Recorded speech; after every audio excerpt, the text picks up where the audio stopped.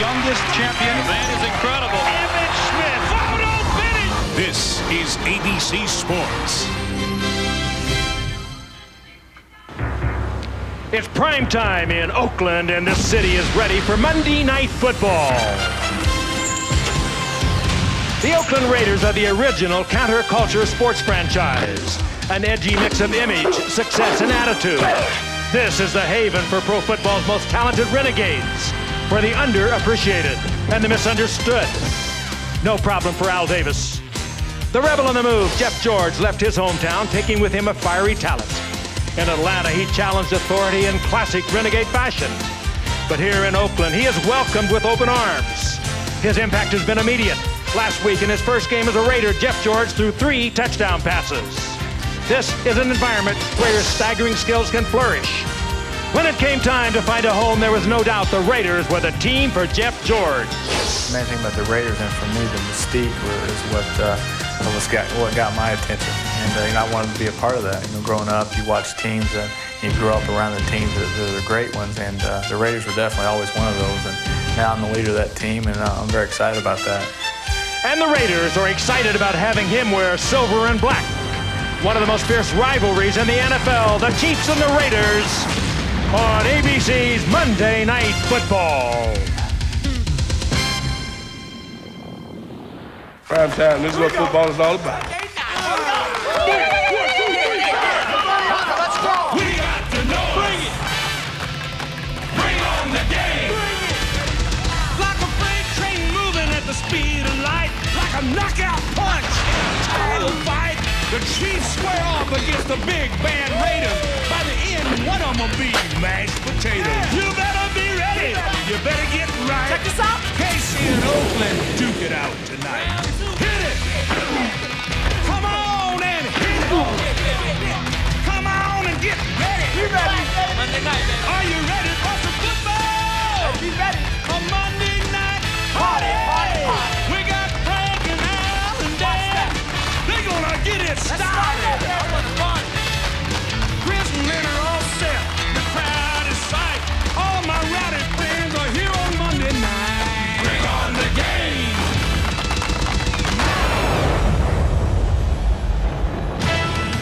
The city of Oakland in the foreground with the San Francisco Bay Bridge and the Golden Gate Bridge in the background on a perfect night for football. The Oakland Alameda County Coliseum is sold out tonight. The Raiders and the Chiefs are getting it on one more time. Hello again, everyone. Frank Gibbert with Al Michaels and Dan Deerdorf. Happy you're with us. Good matchup for you tonight. The Raiders and the Chiefs, both teams missed the playoffs a year ago. Both teams have made major changes. The Raiders changed at the top. They brought in Joe Bugle as head coach, and they brought in a controversial but very talented quarterback, Jeff George. Meanwhile, Kansas City was 9-7. That was ugly for Marty Schottenheimer. He not only changed quarterbacks, Al, he cleaned house, and he did. Well, it was ugly because they didn't make the playoffs, Frank, something they had done every year from 1990 through 1995. They decided to play a pat hand last year, and they didn't go to the playoffs for the first time in this decade. So they cleaned house indeed. Elvis Gerbach, the former 49ers, the new quarterback. Marcus Allen is now a backup. Greg Hill is the featured ball carrier. And they have 7 new starters on offense and 5 new starters on defense. But with all of those new faces, they didn't meld very well last week, and they lost to Denver by a score of 19-3. Keep in mind, Marty Schottenheimer has been a coach in the National Football League since 1984. He has never had one of his teams begin a season with a record of 0-2. And tonight, Dan, he faces a team that tries to begin its season by not going 0-2 as well. And now the Raiders lost last week in overtime to the Tennessee Oilers. They didn't play a bad football game with the exception of their inability to control the line of scrimmage. Their passing game was there, as Frank mentioned. Jeff George had 3 touchdown passes to the great Timmy Brown, but they are the last team in the NFL in rushing the football. They only ran it for 45 yards last week, and they gave up an astounding 255 yards to the Oilers. That has to change. You can't be last in both of those departments in the NFL and expect to win football games. The other thing Joe Bugle's team needs to learn how to do, win close football games. Amazingly, in the last 13 ball games the Raiders have played that have been decided by 7 points or less, they have won only 1 of those 13 games. They need to learn to win tight ball games. We'll be back here to Oakland for the kickoff. It ought to be a fun night. Stay with us, everybody. Monday Night Football right after this.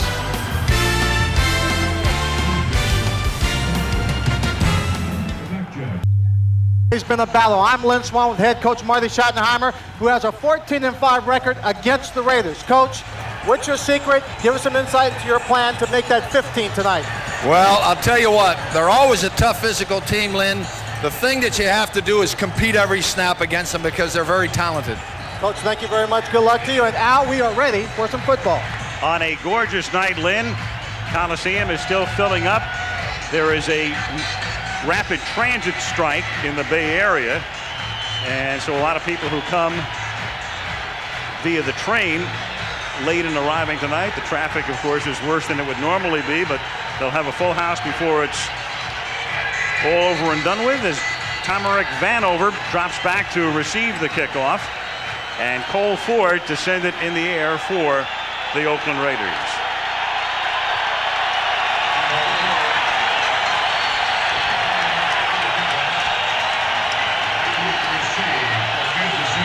Last time these two teams faced each other, as you look at Jeff George, was in the next to last game last season. It was a Monday night game, and the Raiders routed Kansas City 26-7. But apart from that, Kansas City has really dominated this rivalry in this decade. Ford's kick is a good one. Vanover will down it in the end zone. And Kansas City will begin its first drive from the 20-yard line. Last year it was Steve Bono. At the end of the year, Rich Gannon had taken over, and they went into the free agent market and plucked Elvis Gerbach, whom the 49ers tried very hard to keep as the backup to Steve Young. Greg Hill is now the feature back. Kimball Anders the fullback. He's been to the Pro Bowl. Andre Rison and Lake Dawson the wideouts, and Ted Popson, the next 49er, the tight end. The strength of that unit in the interior, the guards and the center, Criswell, Zott, Grunhard, Shields, and Glenn Parker, who's only been a Chief for about a week and a half. The longtime Buffalo Bill just signed. And Greg Hill picks up a couple to the 22-yard line. The defensive unit for the Oakland Raiders, Dan talking about the fact they were shredded last week. The guys up front who have to make the stops are Smith, Maryland, McLaughlin, one of the best, and Lance Johnstone in his second season. Fredrickson, Beekert, and Morton are the linebackers. And the secondary, McDaniel and Lewis, Trapp and Turner. Some big names, some prominent people, some Pro Bowlers on that unit, but you never would have known it in Memphis last week. They split Greg Hill wide to the right, put Anders in motion with no backs in this set. And Gerbach throws incomplete because the pressure was on. The secondary did its job. Lance Johnstone forced the issue, and it's 3rd down and 7.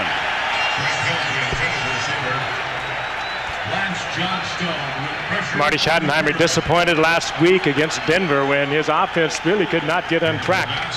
Whether that was a tribute to the Denver defense or the lack of the offense having come together with a lot of new people, we'll find out more tonight. I know he's concerned. He wants chunks of yardage. He doesn't want pieces of yardage. He wants to get those big chunks that the Kansas City Chiefs have not gotten over the years. At a little past 6 o'clock, Schottenheimer has to shield his eyes from the lowering sun, and a first down as Danon Hughes makes the catch. And Gerbach is on the money. McDaniel with the coverage. First down, Kansas City. A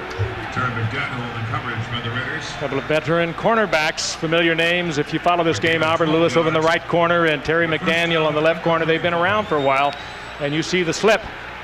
That's McDaniel, Frank, loses his footing as Hughes makes his cut to the outside. Terry tries to go with him and does the splits. It's a good way to pull a groin.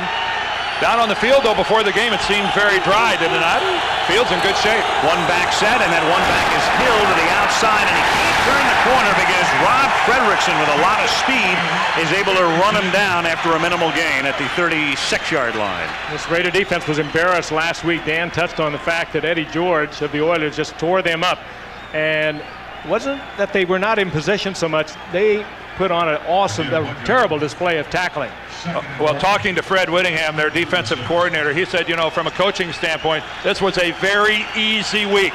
You don't have to say anything to a group of guys that get beat up as badly as they got handled in Tennessee last week. He gave up 255 yards rushing. On 2nd down and 9, the pass is to Tony Gonzalez, the rookie tight end, up to the 46, their top pick, and a kid who's playing down the road from where he started in college at the University of California in Berkeley, not only in football but in basketball as well. And there is Whittingham, the defensive coordinator. And they love this young rookie out of California, Tony Gonzalez. He played in a similar offense at the University of California. Steve Mariucci, who's now the head coach of the 49ers, and they really think he has a great future. Big, 6'4", 244-pound rookie from California.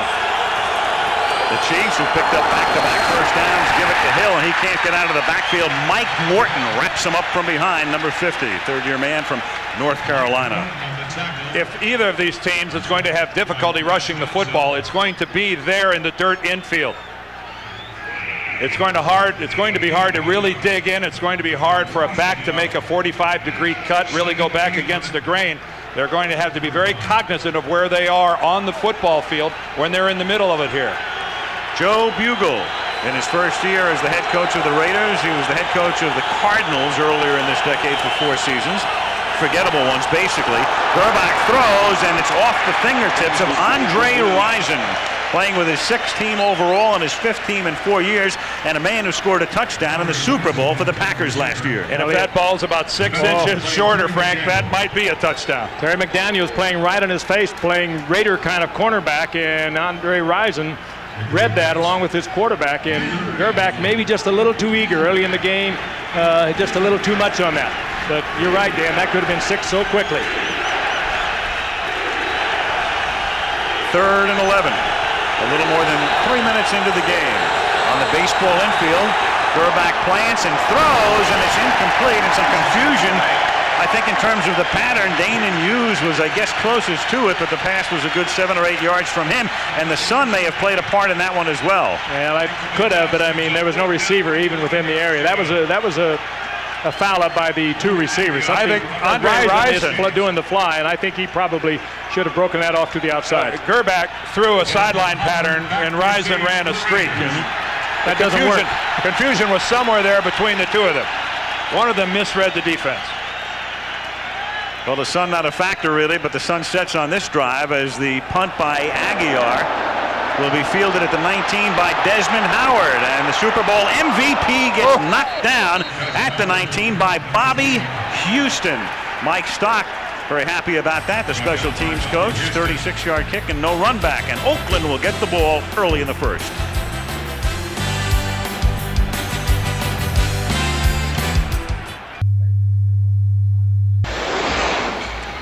Jeff George, the quarterback for the Oakland Raiders, 5-year deal. He signed in the offseason, 8th year in the league overall, #1 pick. After starting his career at Purdue and finishing it at Illinois, he has Kaufman and Davison in the backfield. Davison is the blocking back. Jed and Brown, the wideouts, and Ricky Dudley, the tight end, in his 2nd season. Harlow, Wisniewski is one of the best. Robbins, Lester Holmes, the ex-Eagle, and Lincoln Kennedy are the guys up front.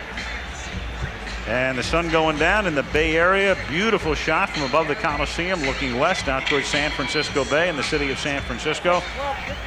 Well in the background as the Raiders take over at their own 19-yard line. And of course, Jeff George, a player that was courted by the Kansas City Chiefs. They ended up signing Elvis Gerbach, but the Kansas City Chiefs made a real run at Jeff George. Derek Thomas, their talented linebacker, spent a lot of time with him. All came down to how much upfront money Chiefs weren't willing to pay. George on first down throws to Brown, and he gets taken down after a gain of 5. The tackle is made by Anthony Davis. The Chiefs defensively, now Derek Thomas will play but won't start. Booker, Phillips, and Browning, the 3-man front. Pella McDaniels at least at the start with Wooden, Edwards, and Anthony Davis, though we will see a lot of Derek Thomas, who's been hurt. And we're going to see him right now, Al. He just trotted out. In the game, and the secondary is a good one. Carter's been to the Pro Bowl. Hasty's tough. Tongue and Woods, 2 good young second-year safeties, and there is Derek Thomas wearing an encasement around his triceps on his arm because he missed all of the preseason. 2nd down and 5, and Hoffman, Napoleon, gets knocked down at the 30-yard line. He averaged almost 6 yards a carry last season, but a tough start for him last week, and he had to come out of the game at halftime with cramps and dehydration. And ineffective up to the point in time where he had to come out of the ball game. Ran the ball a dozen times, only got 32 yards. That's less than 3 yards a carry, but one of the most explosive backs in the game, Frank. He epitomizes what a burst really is. Well, he has great speed, a great high school star, a sprint star here in California, and he has amazing speed and ability to cut.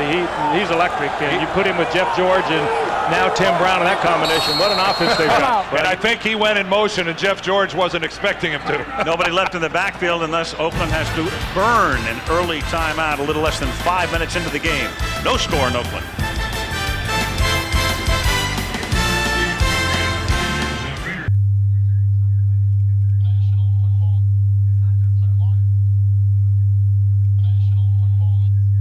Play the game with intensity. Watch Tim Brown and Dale Carter, both Pro Bowlers, go at each other. Watch Brown, though, go to cut Carter. Keep in mind, Carter last year did that to Lionel Washington when he played for Denver, put Lionel out for most of the year. Tim Brown, Dale Carter go head-to-head to get this game underway. Look for a lot more of that. The Raiders, after burning a timeout, have first down now from the 30-yard line. George protected well, dumps it off over the middle. That's Jerome Davison, who has won the starting fullback spot, tackled by Anthony Davis. Davison, first-year guy from Arizona State, and he's won the starting job. And Jeff George comes out throwing the football, as well you should. And as you look at Ray Perkins, the offensive coordinator, he did such a terrific job with Drew Bledsoe up in New England, and now working with Jeff George. Jeff George has a great ability to read, though. He's played on teams that have been in trouble for most of his career. Atlanta, he did not get a whole lot of protection. He reads the defense really well and releases the ball maybe better than any quarterback has ever done it. Second down and inches. Nice cutback by Kaufman. Picks up the first down. 5-yard carry out to the 44. Tackled by Jerome Woods. Davison with the block. And next Monday we will head to Dallas.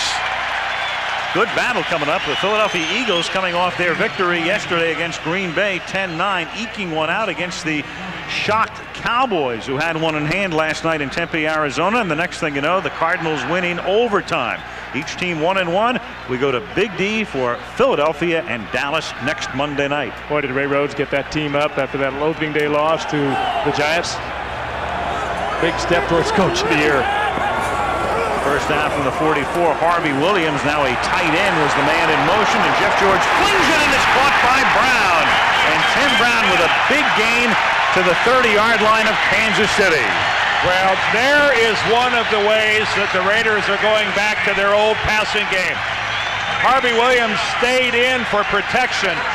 Passing game starts with protecting the quarterback, and Jeff George had all sorts of time to survey the field. Tim Brown had all sorts of time to do an out and then up.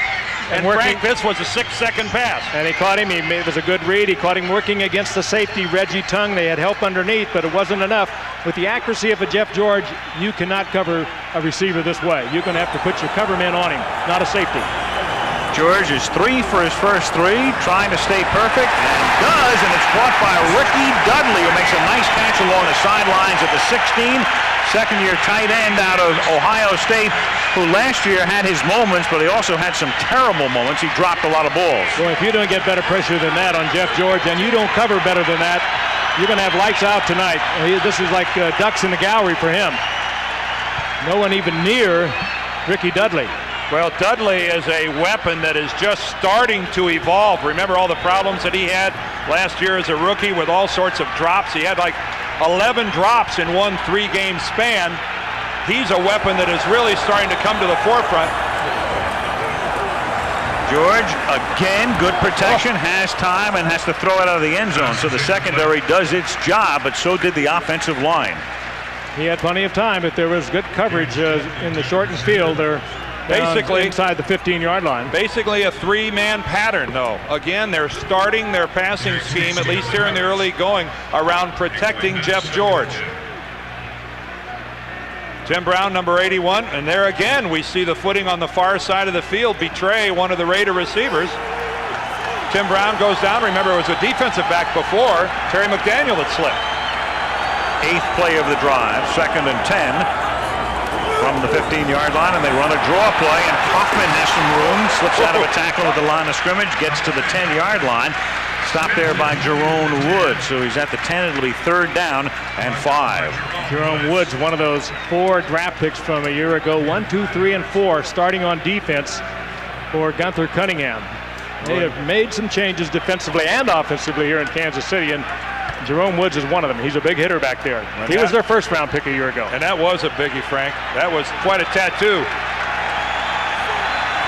3rd and 5. It's the first time the Raiders have had a third down play on this drive, which began at the 19-yard line. Kaufman turns the corner, has the first down. Harvey Williams came in and got just enough of a hit on Derek Thomas. And I thought it wasn't enough of a block at the time, but Kaufman with that unbelievable quickness and burst to the outside, Frank, even without awesome blocking, still scored a touchdown. Well, it wasn't much of a block. You're right. I think Derek Thomas just underestimated the burst that you mentioned of Napoleon Kaufman. And there are few backs in this game that have that burst. He just pulled away from Thomas and then broke it back to the inside touchdown. Pat Harlow, number 77, was downfield throwing a block. But boy, credit a lot of that to the individual skills of Napoleon Kaufman. Cole Ford for the extra point.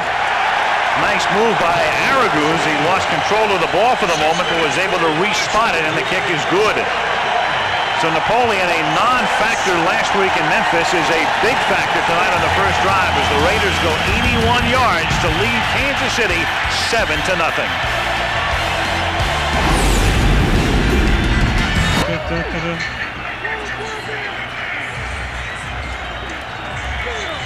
Well, the man on the right is pretty happy. Ray Perkins, and the guy on the left, Gunther Cunningham, will have to do some mulling as he's watched his defensive unit just yield an 81-yard drive.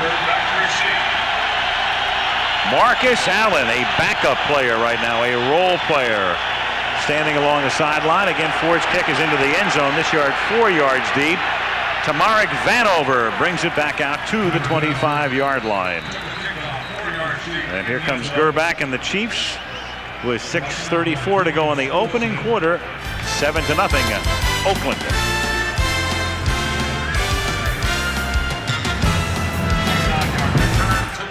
National telecast noon Eastern, and then regional action. Notre Dame against Purdue, UCLA versus Texas, Maryland against Florida State, all coming your way this weekend, this Saturday on ABC.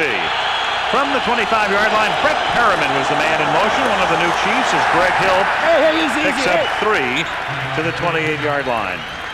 Monday Night Football is being brought to you by Sprint, where Monday nights are free and clear. Plymouth, one clever idea after another. That's Plymouth. Miller Lite, now the official beer sponsor of the NFL, and Southwest Airlines, with fares so low you have the freedom to fly. With Andre Rison in there and Brett Perriman. The Chiefs have 2 receivers who have over 1,000 yards, 1,000 receptions between them. Now a 4-wide out set on 2nd down and 7, and with it spread out, they give it to Kimball Anders, who's off to the races with a big first down and a lot more, and finally run out at the Raider 29-yard line. It's a play they ran a couple of times without that much success clearly last week against Denver. Spread them out, give it to Anders. He's almost a forgotten Chief too, with the acquisition of Andre Rison and Brett Perriman. He has been the leading receiver for the Chiefs over the past 3 seasons. He can do it all, though. He can run the football. He's a good blocker, Pro Bowl player, and it was a good call. 4 wide receivers, you go with the drawdown. And it ran right behind the strength of the Chiefs' offensive line. The middle of it, left guard Dave Zott, center Tim Grunhard, right guard Will Shields. These guys have been together for years, and boy, that was a nice job of blocking. 43-yard run, second longest of his career, as Greg Hill fights his way for a pickup of 3. Hill, number 1 draft choice out of Texas A&M 4 years ago. Bided his time. They thought he might ascend a little earlier, but a fellow by the name of Marcus Allen had other ideas. Yeah, Greg Hill has worked hard, though. He knew that eventually he was going to take over Marcus Allen's spot. Marcus is okay about it. We talked to him before the game, no question about that. But where Greg Hill has really improved, he has worked off season in catching the football. And he had 7 receptions last week against Denver. He only had 3 all of last season. He can now catch the football.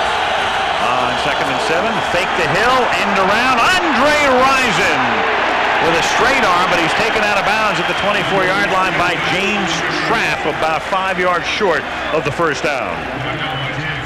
It's kind of hard to outrun James Trapp. He represents a lot of speed, and from that safety position, he came up and held Rison to about a yard, yard and a half. 3rd and 5. Marty Schottenheimer and Reggie Tung going over things. Tung, the safety. Marty, a defensive coach throughout his career, and it would figure His offense is out there, but he lets Paul Hackett pretty much run that, and he's concerned with his defense. 3rd down and 5. Good protection. Gerback throws, and it's caught at the 14 by Ted Popson, and the ex-49er takes it to the 9. A man, Ted Popson, Marty Schottenheimer said, has been the biggest surprise in camp for me this fall. Well, he's been a big help, too, working with the rookie Tony Gonzalez. Popson, who, with all the experience with the 49ers, a good receiver, pretty good blocker coming off the line of scrimmage, too, but he's been a big help for the rookie, Tony Gonzalez. But the man for years in San Francisco was Brent Jones. Ted Popson really never got that much of a chance to shine. Schottenheimer's very impressed. Greg Hill on an inside give, bounces off the first tackler, but then is thrust back. Mike Morton makes sure he doesn't advance any further. It'll be 2nd and goal. Greg Hill, you know who must look at Greg Hill out there on the field and wonder, it could have been me, is Harvey Williams. Harvey Williams was a #1 draft choice of the Chiefs 7 years ago and never really, in his mind, got the shot.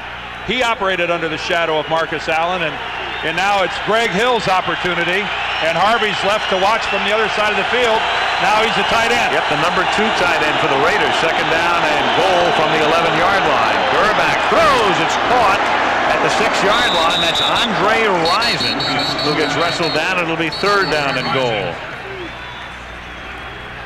Terry McDaniel on the tackle for the Raiders. Under 3 minutes to play in the first quarter. Oakland with an 81-yard drive leading 7-0. Boy, Rison has kept his backpack, hasn't he? This is the 6th team he's played with in 9 years. That's moving around. His best stop was in Atlanta, where he had 4 Pro Bowls and some really remarkable years, very productive. A couple of them with Jeff George. That's been kind of scattershot. 3rd down goal. Everybody out of the backfield, and it is broken up. Albert Lewis, the ex-Chief, the 37-year-old 15th-year cornerback with a wink, knocking it down from Brett Perryman. Hey, and he can still do it there. He is NFL-wise. You don't fool Albert Lewis. You might beat him because he lost a step now and then, but he knew this was not going outside. He could look at the quarterback, and he read that beautifully, got the hand around in front, deflected the ball. A perfect play by Albert Lewis. Pete Stoyanovich, this is a 23-yard attempt. Louis Aguiar to hold, Ralph Tan to snap it, and the kick is good. Chiefs bogged down at the end, but get 3 to close to within 4. So in Oakland on a beautiful early evening, 2:14 to go. First quarter, Oakland 7, KC 3.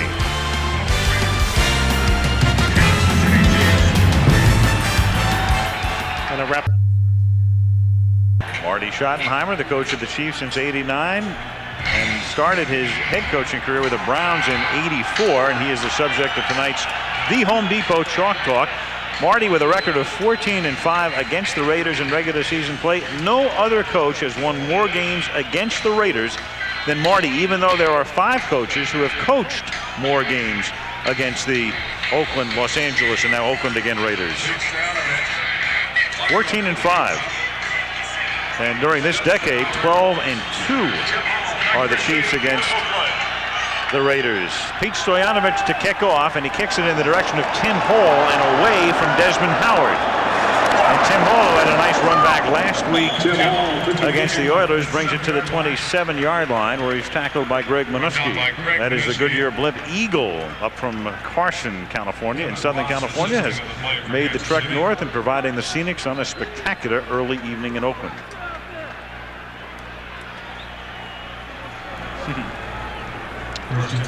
Most of the people have finally arrived with the strike they have held here in BART, the Bay Area Rapid Transit.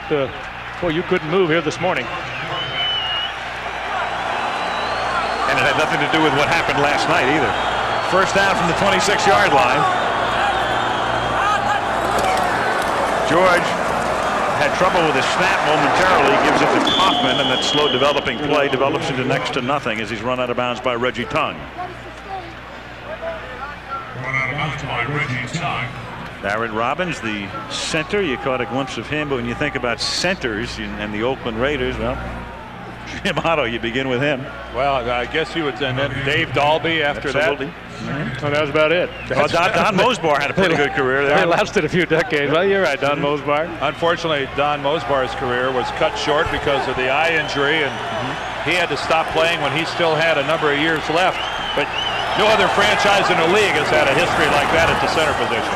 2nd and 10, and the pass in traffic is incomplete, intended for Ricky Dudley.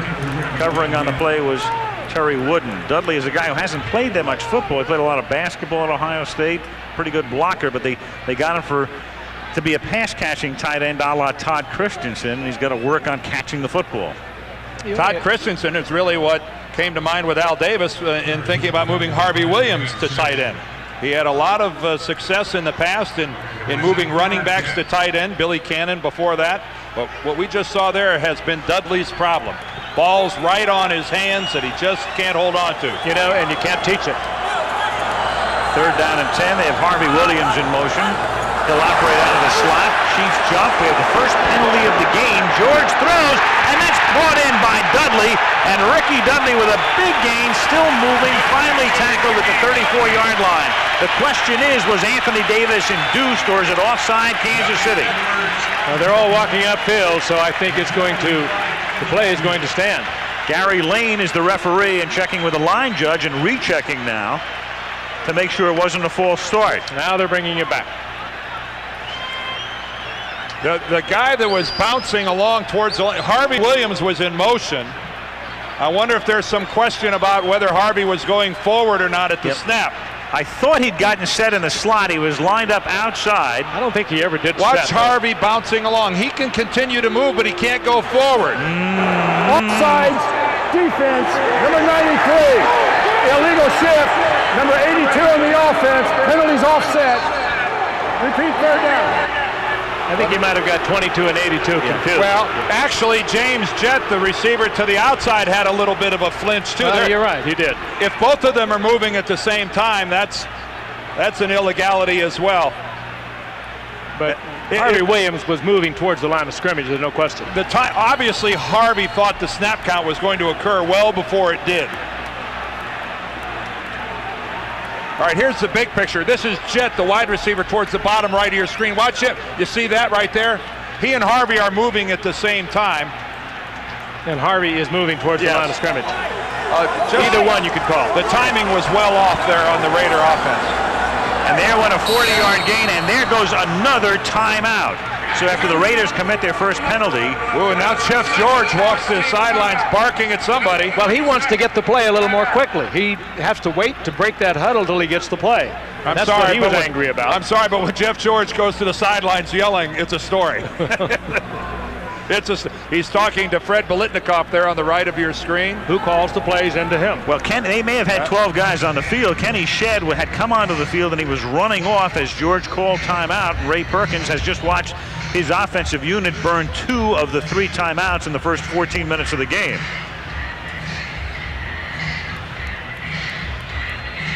Jeff is obviously perturbed about whether he didn't get it in time or whatnot. Bill Musgrave, who was a quarterback in camp with the Denver Broncos when this summer began and is now an administrator here and working with the coaching staff. And George had to call the timeout. They were down to 2 seconds on the play clock. And I don't think there's any question. He just got the play so late he couldn't get it called and get up to the line of scrimmage. 3rd down and 10. You've got Tim Brown, the man in motion now, setting up in the slot. Pressure this time, and George forced to roll, and down he goes at the 12-yard line on a corner blitz by James Hasty. Well, now there's a reversal of fortunes. The long pass to Dudley canceled out by a penalty, and then a monster sack. And the Raiders have suffered quite a loss in field position. 14 yards on that sack. Kansas City has gone almost the entire first quarter without the blitz. And this time they brought them all. They brought the corner blitz, they brought a safety, and Ray Perkins calling the play had put too many people in the pattern. There's no way they could handle this. And James Hasty, who just makes a living of big plays against the Raiders, comes up with another one. Araguz to punt it. Good defensive call. Ooh, good one. Line drive kick. Vanover, one of the best in the league from the 33. Goes to the short side of the field. Good run back. Gets into Oakland territory, and a little skirmish breaks out at the 40-yard line, and a skirmish on the sideline as well. Raiders and Chiefs. Between Vanover for the Chiefs and Desmond Howard for the Raiders, we're in store for, I think, some exciting returns tonight, both in punt returns and kickoff returns. Two of the most exciting guys in the business. All right, there's clearly the worst job in football is one of those two wideouts on the punt team that gets double teamed and hammered all the way down the field. That's Mike Stock in the middle, the Chiefs special teams coach, and he's congratulating his guys. But why anybody would want to be that outside guy and get pummeled for 40 yards down the field, clip, push, shove. Chiefs at the Raider 46. Greg Hill finds very little room, takes it to the 44. The second quarter will begin with a 2nd down and 8. As the first quarter winds down in Oakland. And at the end of the first quarter, it's the Oakland Raiders 7, the Kansas City Chiefs 3, and Monday Night Football returns after this message and a word from our ABC stations.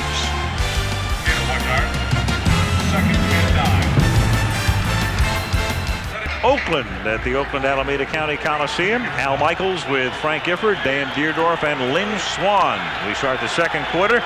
The Oakland Raiders lead the Kansas City Chiefs 7-3, and a 2nd down and 9 as Elvis Gerback goes back to pass and throws the home run ball into double coverage, and it's knocked away by Terry McDaniel.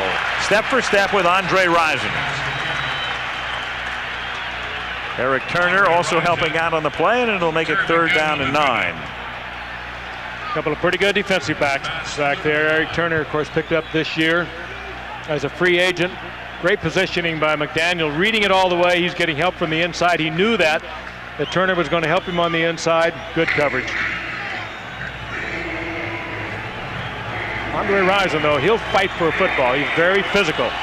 If you're going to throw into coverage, throw it to a guy like Andre Rison. He'll go for it.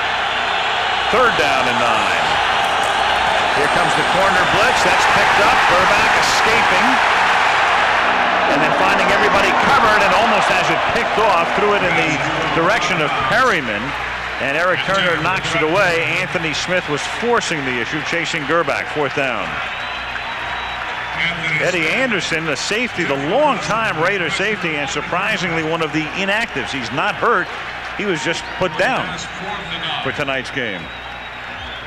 I think they were thinking more in the line of coverage than they were in stopping the run. Eddie Anderson is a good run support safety man, but with Brett Perriman and Andre Rison, Perriman now healthy, and Lake Dawson, well, you better get the cover guys out there instead of the run stoppers. The reality of it is, though, guys, he's their 4th safety.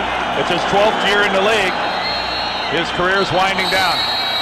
The Chiefs will take a delay of game penalty here because they're in a position where Aguiar can use some extra room, and we'll see if the Raiders decline it or accept it. Yeah, which they're liable to decline it. Well, if the kicking team wants it, the receiving team should definitely decline it, but you never know. Rusty Tillman is the special teams coach. Just to be obstinate. Yes. This is kind of marginal, though. If you want it, I don't want you to have it. The delay of game is declined. 4th down. I don't think there's any question of that. Nobody in a red shirt or a red helmet gets anything they want here without it being contested by somebody in black.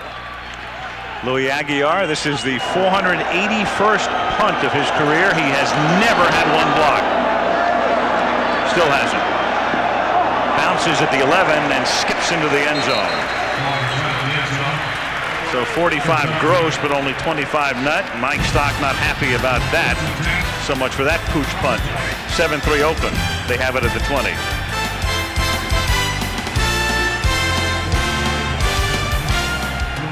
And of course, Monday Night Football every week. Next Monday, we will be in Dallas. We've got the Cowboys and the Eagles next Monday night. Oakland at the 20-yard line, 1st down. And this is Kaufman. Up to the 22, a gain of 2.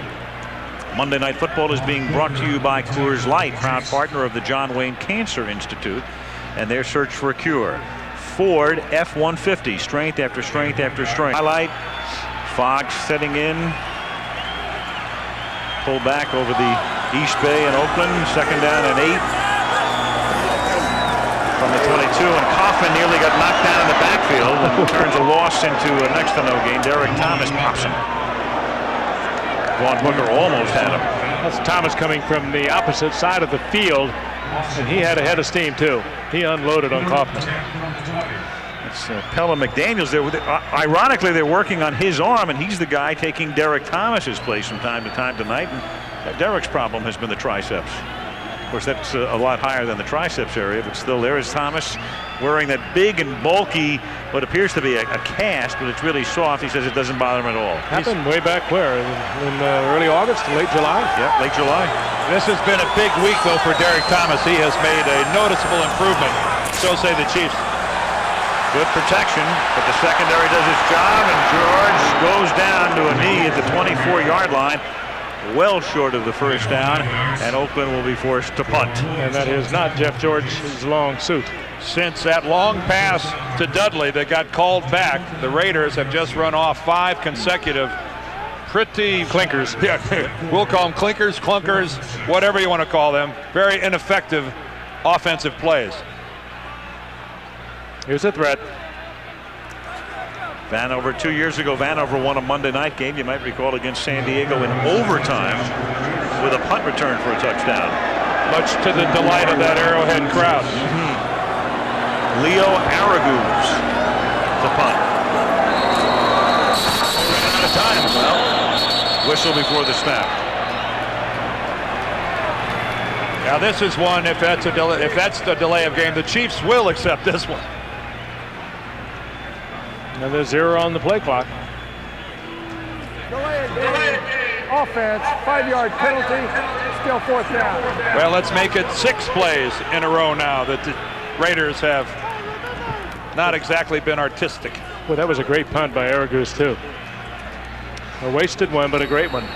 Raiders have led the league in penalties for 4 years in a row, but that's the first accepted. You had the offsetting play before. And this is the first time they're truly set back because of it. 4th down and 11.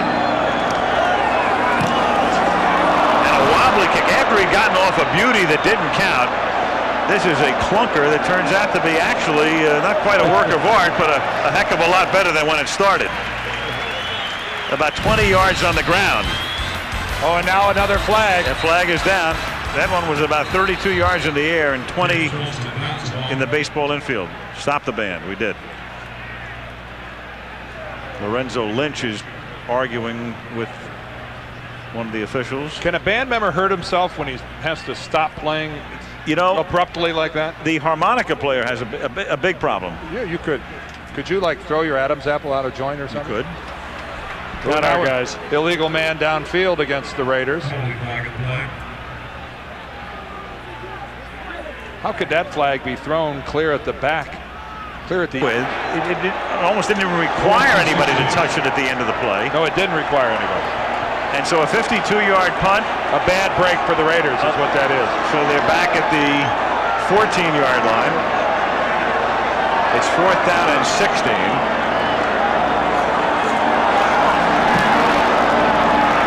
And it's a high kick, good distance.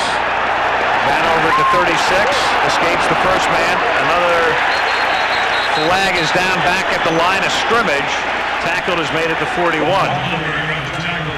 So after an entirely close to penalty-free first period, very close to one, here in the second quarter, nothing but flags. Well, I thought there was an illegal block by Kansas City right in front of the Raiders bench. It didn't get called. Now you've got another penalty going up against Oakland. Face mask.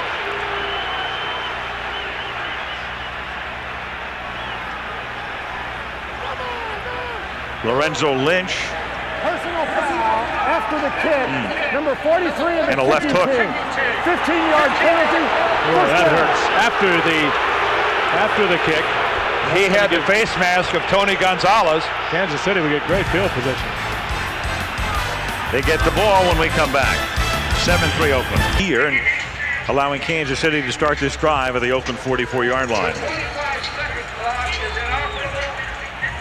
The 3 consecutive punts where something went wrong on each one of them. The net result is his defensive team has to go out on the football field with Kansas City being a little less than 45 yards from the end zone. The problems that have plagued the Raiders in the past that Joe Bugle has pledged that he's going to correct, all of a sudden here in game number 2, early going, are huge Raider problems. For the moment, the play clocks are not working. Both teams have been informed of that. First down at the 44-yard line for Kansas City. Gerbach throws, and it is caught by Kimball Anders, a minimal gain to the 42-yard line. Greg Hill, their feature back, last week carried the ball only 7 times, and that was a source of consternation for Kansas City fans because in 7 carries last week, he picked up 92 yards against Denver. Tonight he's carried the ball 7 times for 9 yards. A little different. Yeah, his average is down just a touch. Double tight end now for Kansas City. The rookie Tony Gonzalez in and splits. 2nd and 9. Here's Hill. Picks up a couple, takes it just inside the 40-yard line, setting up a 3rd and about 6. Chester McLaughlin right there. Last year, the Chiefs did not score a touchdown in their final game at Buffalo, and if they had won that game, they would have gone to the playoffs. And this year, right now, they are the only team in the league without a touchdown. And they've got, they've been noted for their offense. They ended last season by losing their last 3 games and 1 loss here in '97. And Marcus Allen is in the backfield on 3rd down and 6. He goes into a pattern.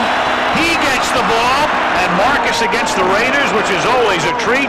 First down to the 25-yard line. Tackled by Mike Morton. The old graybeard comes off the bench, gets the first down, points over to Greg Hill. He said, I feel like a pinch hitter. I feel like a top relief pitcher. Well, what do you think Mike Morton feels like? He's locked up one-on-one with Marcus. He overcommits to the outside. Boy, that nifty little shoulder shake and move to the sideline by Marcus Allen really juked Morton and opened it up to the inside. From the 25-yard line, Hill cuts it back. Inside the 15, the 10 to the 6-yard line goes Greg Hill. Morton and Trapp make the tackle.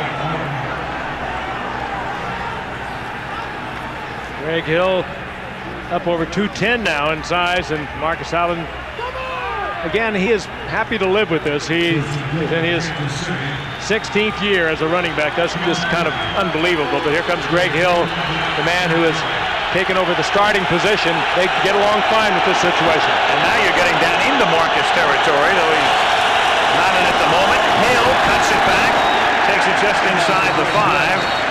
Tackled by Greg Beekert. 2nd down and goal. Well, it is Marcus territory too, Al, in the sense that we mentioned the fact that Andre Rison has over 500 receptions, Perriman over 500. Well, Marcus Allen has over 500 receptions himself, and that graphic itself is that's an NFL record, 112 rushing touchdowns, which will be exceeded very shortly by Emmitt Smith, who's closing in on it. But nonetheless, Marcus with a Hall of Fame career, obviously. 2nd down, goal, 5-yard line. The fake, Gerbach on a roll, throws, Anders catches it, touchdown, Kansas City. Kimball Anders. Good play action to Kimball Anders, and it just held the safety, and Anders kind of eased into the flat, wide open as everybody bought the play action. Good play action by Gerbach. Well, the Chiefs run 2 receivers into the middle, creating a lot of confusion in the Raiders secondary. Nobody breaks out of the pile to run with Kimball Anders as he comes back to the outside. That's just poor play in the secondary of the Raiders. You don't lose track of a guy who caught 60 passes last year. Pete Stoyanovich for the point after, and now every team in the National Football League has scored at least 1 touchdown in 1997. Don't expect much response, Kimball. Fans sitting on their hands right now. 10 tonight, as are we, as you take a look at the blimp. Sun going down over San Francisco Bay, and in the East Bay right now, we have just seen the Kansas City Chiefs take the lead for the first time in the game by a score of 10-7. I guess everybody has their favorites, but can there be a more photogenic city than this San Francisco, Oakland area? Not around around the world as far as I'm concerned. Stoyanovich kicks it into the end zone. It's taken there by Desmond Howard. And the one-time Heisman winner from Michigan up to the 26. Well, Gents, you know, it's early in the season, and you never want to overemphasize an early season game. But when you're playing in the AFC West, and you've got the Denver Broncos to chase, and they're already 2-0, this game takes on a little bit more early season importance for each team tonight. I don't think there's any question about that. I mean, Denver is obviously everything that we thought they'd be before the start of the season, and one of these two teams is going to be 2 behind Denver. That's not good. Yeah, the winner will breathe easier, although, as we know, the loser is not out of it by any stretch of the imagination. What is it? Every year, some 0-2 team has ultimately ended up making it to the playoffs. So it's not panic time, but one of these guys is going to be a whole lot better off than the other. Here's Kaufman. And the thing you don't want to do is, if you build yourself enough of a hole as you look at McLaughlin, then clearly you do have a chance to get to the playoffs, but then you're thinking about that wild card again and no home field and all the things you don't want to think about. Well, and at 0-2, all of a sudden things start creeping into your head. There's a confidence problem. There are questions about, well, maybe we're not as good as we'd hoped we were during the course of training camp. Those kind of negative thoughts, Frank, can kill a team. They can. I think back to Marty Schottenheimer, who just said, I won't go through a season like I went through last year. And he's changed things dramatically here for Kansas City.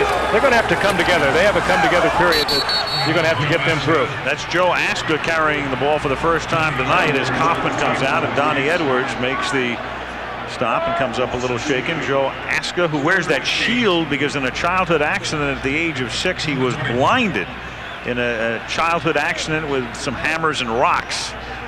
Well, Gunther Cunningham that time comes with a run blitz. Watch the linebackers. They crisscross. They fill the middle, and that is on 2nd down. That's a run blitz and a very effective one at that.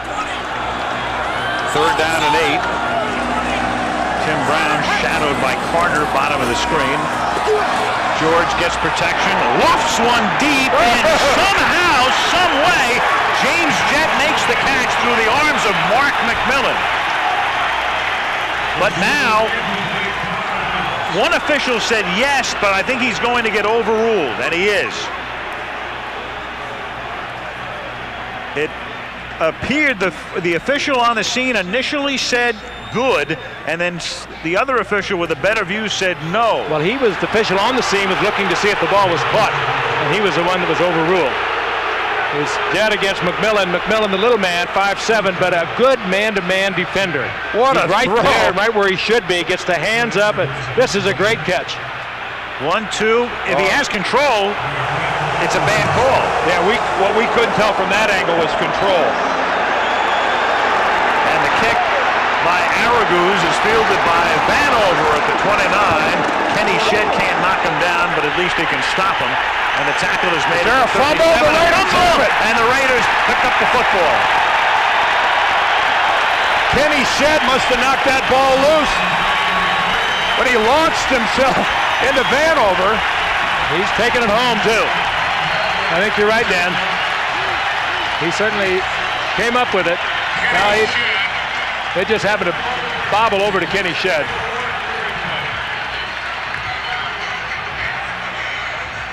Big break for the Raiders now. All right, here's Shedd. He throws himself into Vanover. Vanover still has the ball.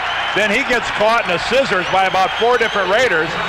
It squirts right back to Shedd. I think Tim Hall is the guy who may have extracted the football. 45 coming in after the Shedd contact. The ball is at the 34-yard line as the Raiders try to cash in on this break. Fake draw, deep drop, slings it and knocked away at the 11-yard line by Jerome Woods. Big play by Woods. Wide open was James Jett. Well, if anything is reminiscent of the old Raiders and watching Darryl LaMonica, number 3, it's after a big play on a first down, dropping back into the pocket and trying to go for the home run. This is reminiscent of the way the Raiders used to play football. Well, was the Raiders' trademark. Kenny Stabler, Darryl LaMonica, who also wore that number 3, the same number 3 that Jeff George is wearing. You're right, Dan. If Woods doesn't get a hand on that football, that's 6. You get a turnover and try and get 6. Blitz, 2nd and 10. Great protection up front, but the pass is high. It's batted in the air and incomplete at the 11-yard line. Chiefs had the blitz on. Everybody was coming, and the Raiders did the job up front. Brown was the intended receiver. Ooh, and Jeff knows he should have had that one. When you get the blitz, you pick up the blitz. You know you have single coverage on your outside man. That outside man was Tim Brown, sure-handed Tim Brown. And George had a little too much on it, a little too high. Look at this great protection now. Here comes Brown. He's wide open. Yep. Puts it up too high and too hot. And Tim Brown, after that remarkable week last week with the 8 receptions and the 3 touchdowns, not a factor in this game so far. Although, he didn't even have a catch at halftime last week, did he? No. And then 3 touchdown grabs in the second half, and they're moving forward again, so we have flags. He's a factor now. Yeah. Here's Harvey Williams making the catch, but it was Brown who was moving forward. Against Oakland. Brown in motion, and he knew it. Yep. Well, now this will be very interesting because they did not get a first down. Well, they'll take it, Dan. They'll back him out of 4th field goal position anyway. Well, except you give him another chance. Defense, number 58. Penalty. Repeat 3rd down. They did not call this on Tim Brown. There's no question he was in motion. Well, they're calling offsetting. They've got to call offsetting penalties. Tim Brown was going forward at the snap of the football. They called offsides on. They called Tim Brown for the Raiders. They're just walking off a penalty against the Chiefs. They did not call Tim Brown. Well, that's impossible to miss. Nobody could miss that. They did. They missed it. Can't believe Marty didn't go ballistic. Makes it 3rd down and 5 at the 29-yard line. George, who'd been hot at the start, is now 4 of 9 and a draw play. Anybody as Kaufman gets tackled by Thomas. Crowd boos. Cole Ford is ready to perhaps come on for a field goal. And that loss is significant because it makes it a 50-yard attempt. Well, Cole Ford's career best is 47 yards, so we're going to see the punter. He's not coming out. It's going to be Araguz. 33. And the worst part is it would have been off the dirt. Mm-hmm. Yeah. I'm sure that weighs in the decision. You can see from behind that at the 40-yard line, the placement would have been in the infield. That draw play drew them out of field goal range. He tries to pooch punt it and does, and can the Raiders recover it before it crosses the goal line? Oh, they did. Yep. No. I was going to say, it looked like the ball was touched by one of the Raiders who had his feet in the end zone. Right. And so the rest of the play was irrelevant. That's Orlando Truitt right there. Rusty Tillman, the special teams coach, and Mike Stock, his opposite number. Araguz did his job. He put it down on about the 4-yard line. Take a look here, not right here, but right here. The ball's going to be kept in the ball. First of all, hit in the end zone there. Yeah. So that's the end of it right there.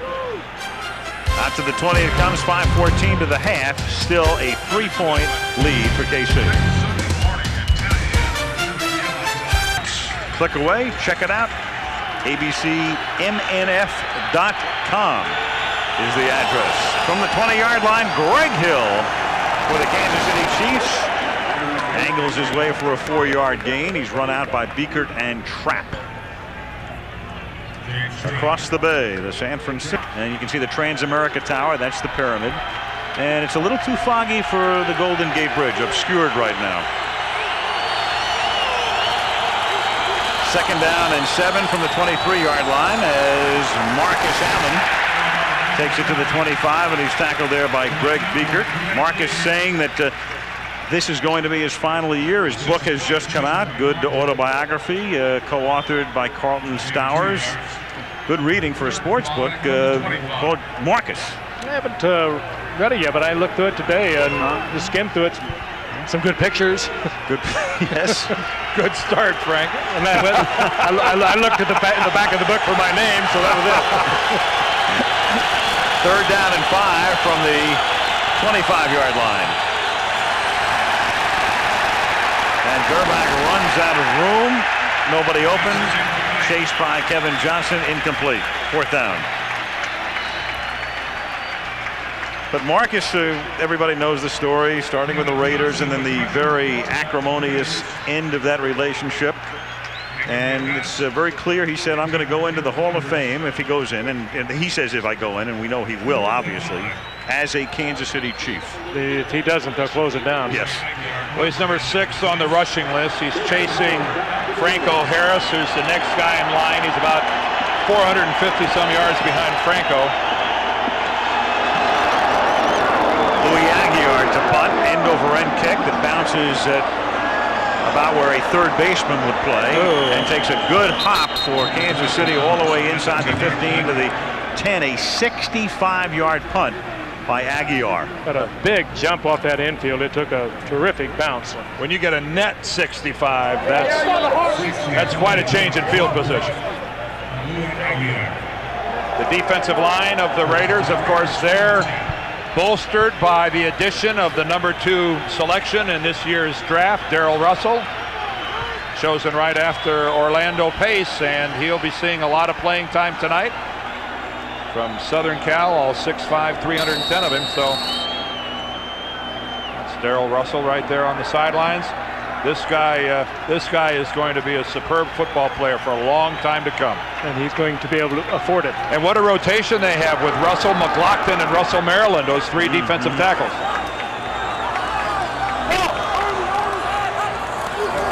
From the 10. Hello. I'm Derek Thomas, and you're down. Welcome. You've got mail. You've got mail. You've got nailed. Derek Thomas, a Pro Bowler in every year of his NFL career.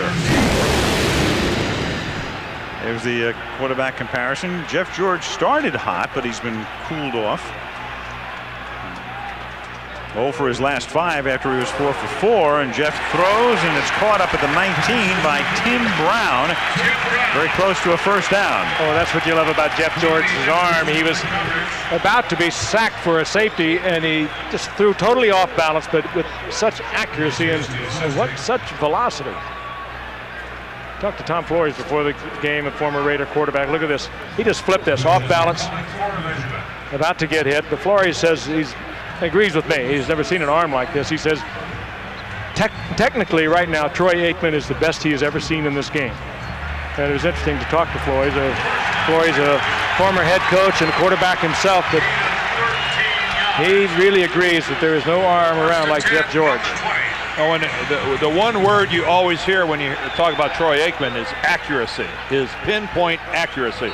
And the mechanics is so good. He steps into it. He's a classic thrower. Jeff George, there's really nothing classic about his delivery, and in many ways it's kind of, his footwork is somewhat awkward. But the skill of that arm and the ability to deliver the football is at times staggering. First and 10. As he throws, and it's incomplete, and a flag is down at the 30-yard line, about 10 yards upfield. So obviously some contact taking place. And I don't think that was on Hasty, who was the cover man on Brown. You've got a hole and an automatic first down against Kansas City. Get a number.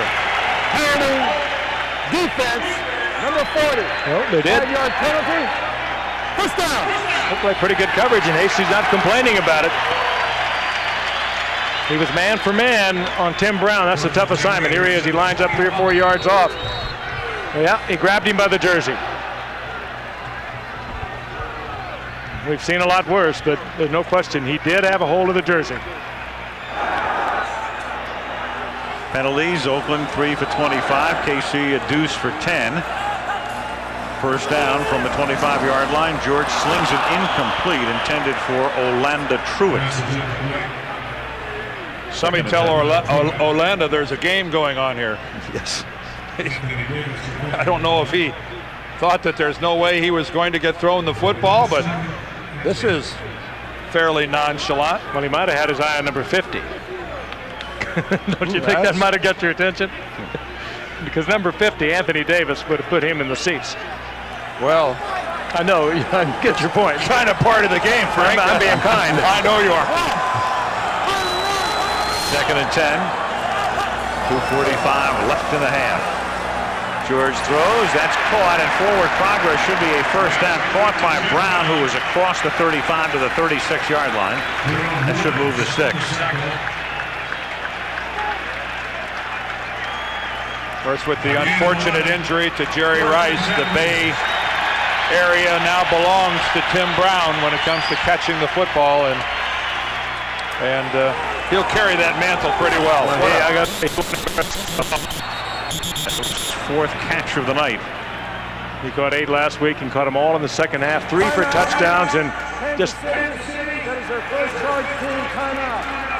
Tim Brown just kept the Raiders in that game last week. Of them on that first drive. Right. Sounded like somebody turned the switch. Yeah. The Kansas City defense. Well, they've been doing some of it to themselves too with penalties. First down at the 35. George throws, and it's caught at the 45 by Brown, and Timmy takes it to the 41-yard line. Tackled by Jerome Woods. 24-yard pickup, and we come to the 2-minute warning. 2 minutes in the first half remaining in Oakland, where Kansas City leads 10-7.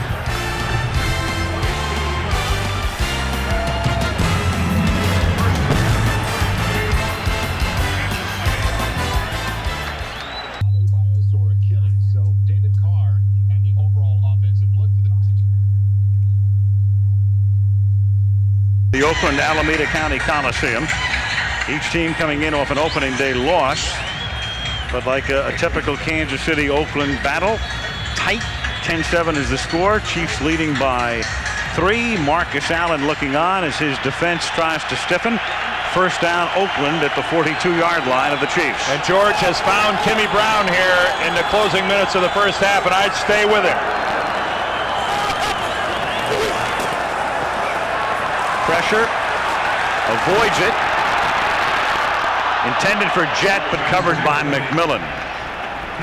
Good little move in the pocket on the part of Jeff George. You're not going to see him run the ball very well, and he doesn't want to run the football, but he slides around in the pocket pretty well. He's had to over his past few years, particularly with Atlanta, and before that Indianapolis. He learned to get rid of the football quickly in the run and shoot offense of June Jones down in Atlanta. A good offense by a good coach. It's hard to imagine these two had problems, because it's hard to imagine anyone have a problem with June Jones. Classy guy, good football coach. I'm sure he'll be back in this game. Second down and 10 at the 41-yard line. And that is caught by Tim Brown.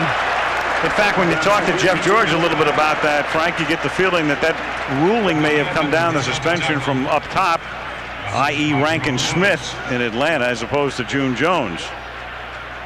Of course, that's Jeff's version. There could be a little revisionist history there, but he looks at it a different way. Third down and 2. Hoffman takes it inside the 30, inside the 20, and Napoleon is out of bounds at the 16-yard line. Ray Perkins happy about that call. Gunther Cunningham not very happy. Well, that was really a well-blocked play up front by the Raiders' offensive line. They're making some good blocks at the point of attack for a line that was really ineffective last week, only 45 yards rushing. Take a look at this thing. There's Lincoln Kennedy out front. Lester Holmes comes in with a block. Pat Harlow's in the play as well. Got a good move by Coffin to get out of bounds, stop the clock. They only have one timeout remaining. Coffin did not take it inside. That could have cost him. 18-yard pickup. Joe Aska's in the game at running back. A sidearm sling is incomplete and knocked down by James Hasty, the corner. Well, in the last 5 plays, that's about the 3rd blitz off the corner that Gunther Cunningham and the Chiefs have run. He has obviously made the decision that he has got to try some different things to put pressure on Jeff George. A 4-man rush is not getting through the Raider offensive line, and Cunningham, the man you're looking at now, is having to take some chances. And as we all know, chances can end up in touchdowns. That first drive of 81 yards, they did nothing, and George cut them up. And they came at the blitz, and they shut him down. Second and 10. They come from the corners. George steps away. Steps out of bounds. Again, conserving that sole timeout, out of bounds at the 13-yard line. But now they're looking at a third down in a conversion situation. Third and about 8. Well, there's where he rushed 4, kept 7 back in coverage, and it paid off. Even though the 4 didn't get a great pass rush on Jeff George, the 7 back in coverage blanketed all the Raider receivers. Of course, down inside the 15, when you have those guys dropping into coverage, they can play much tighter. They don't have to be concerned with anything deep, and they can play in the end zone in front of the receivers. Big game of strategy. 3rd and 8 from the 13.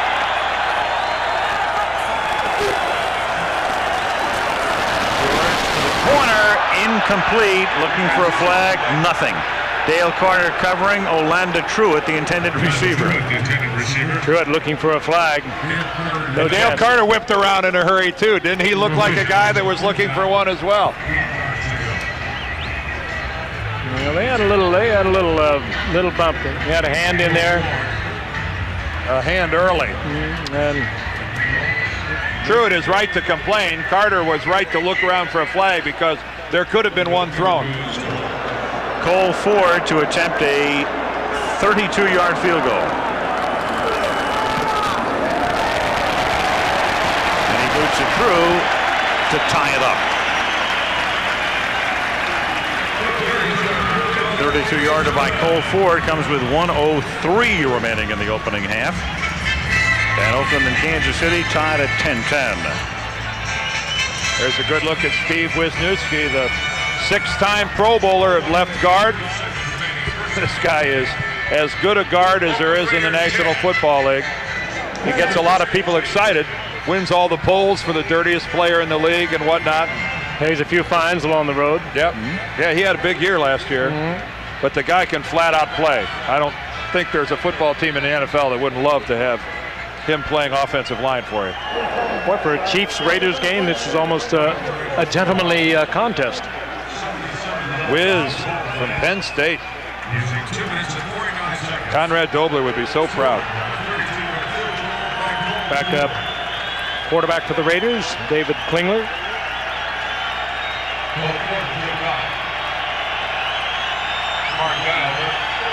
And here comes Mark Vanover on the return, and he's returned in 3 years, 3 for touchdowns.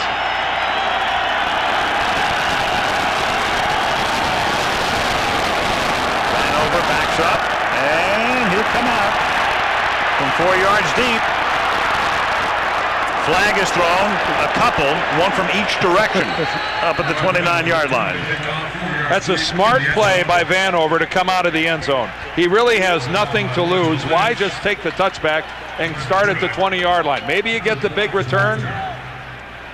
The Raiders have used so many of their timeouts that even if the Chiefs don't get a first down, I still don't think the Raiders... On the return team, number 23, 10-yard penalty, first down. How many timeouts do the Raiders have left? One. Just one. Well, the Chiefs and the Raiders go back to the 1969 AFL Championship game on this field. The significance of this game as you watch Emmett Thomas intercept the pass, the current defensive coordinator of the Philadelphia Eagles. This was the final game in the history of the American Football League, and Kansas City won it, went on to win the Super Bowl, and the leagues merged the following year. Final game ever for the AFL. As the pass is caught by Andre Rison, and Rison is taken down by the baseball infield at the 50-yard line. He's tough. He's a clutch receiver. He'll go up and battle for the football. He doesn't have a lot of speed, as you saw right there, but he will come down with the ball. 41-yard gain. A little move to the inside.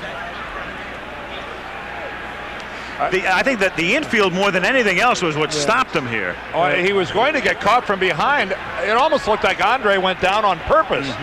It almost looked like he just gave it up and went down. Well, he put a move on Larry Brown, who's really struggling here since he came from Dallas as a Raider. Let's watch this. Andre just went down. He didn't trip or anything else. He saw that he was going to be tackled, and looks to me like he looks right there. Live to fight another day. He protected the football and gave it up and went down. I think that was his concern. Yep. He had Raiders coming from either side, said, I'm going to cover up this football. You mentioned Larry Brown, Frank. You're right. Every team in the league is going to go at this guy every chance they get. And they got him all alone in the corner, too. 1st and 10 from the 47. Here comes Marcus. Taken down by Eric Turner, one of the new Raiders at the 41. Turner, the longtime Cleveland Brown / Baltimore Raven. No huddle here.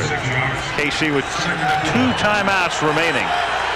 2nd and 4 from the 41. Gerbach throws, and that's caught at the 31-yard line by Brett Perriman, and that is a first down. And Kansas City takes a timeout that is actually that's their final charge timeout. The board had them with 2. But it was really 1, and Stoyanovich loosens up for what may be a long field goal attempt, and McLaughlin enough time to run just about any play in their bank. Well, I can't see they would not send Risen against Larry Brown. Larry Brown is struggling. 3 wide receivers up there at the top. And Gerbach comes the other way and hits the open man. It's Risen at the 12-yard line. And he beat Larry Brown. Andre Rison. There's no secrets in this game. And until Larry Brown starts making some big plays for the Raiders, he's a marked man. Well, he's healthy. He had a damaged foot a year ago, and there's no question it was a bad foot. But he has just not come back from it. And, of course, when he was at Dallas, they didn't play that much man for man. The Raiders play a lot of it. And he comes out of the lineup right now. At the 12-yard line, first down. Gerbach on a roll, and the pass is caught by Risen, but this time just a short little pass. A flag. A flag is down, and he's out of bounds. Oh, this could be. This is something against the Raiders, I think. Chiefs are pointing to the Raiders.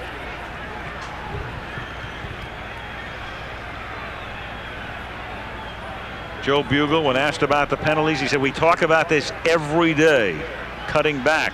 They had a relatively penalty-free first period, but not so the second. Heads to the face, number 51 on the defense. 5-yard penalty, first down. Lance Johnstone. Not a good place to do it. Nope. Well, I tell you, this is a different Chiefs team than it was a year ago. Chris Pym was their leading receiver a year ago, and now they got Andre Rison. Brett Perriman is ready to come back. They are going to be a much different football team. Well, you're at the 7-yard line now. You have to make sure you don't run a running play where you're stopped in bounds. Oh, this will be a fade into the end zone or something of that sort, I would think. Or complete a pass outside the end zone and have the receiver go down in bounds. You have to think clock here as well. The clock is going to dictate the call. And they have talked about this in the huddle. But a lot of times teams don't manifest it correctly. Gerbach throwing into the end zone too high. Now they've got 7 seconds intended for Greg Hill, and they are not going to run another play. Even though we saw there were a couple of games yesterday where this same sequence sort of came into play, and I'm trying to remember it was the Philadelphia Green Bay game where they ran a play with 6 seconds to play, that little 3-yard incomplete pass, and then still had time to kick the field goal. And a little something to chew on here prior to this kick. The Raiders have lost the last 16 games in which they trailed at halftime.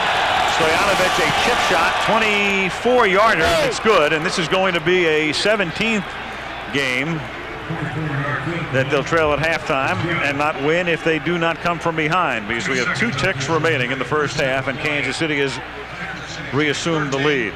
That's the longest streak by any team in the NFL if you're keeping track. But stop and think about that. Desmond Howard touched this football. Howard, a high school teammate of Elvis Gerbach. And he caught, what, 19 touchdown passes from him. And St. Joseph High School in Cleveland, and then they went to Michigan together. And he was the quarterback of record when Desmond won the Heisman Trophy. Yep, these two have quite a history together.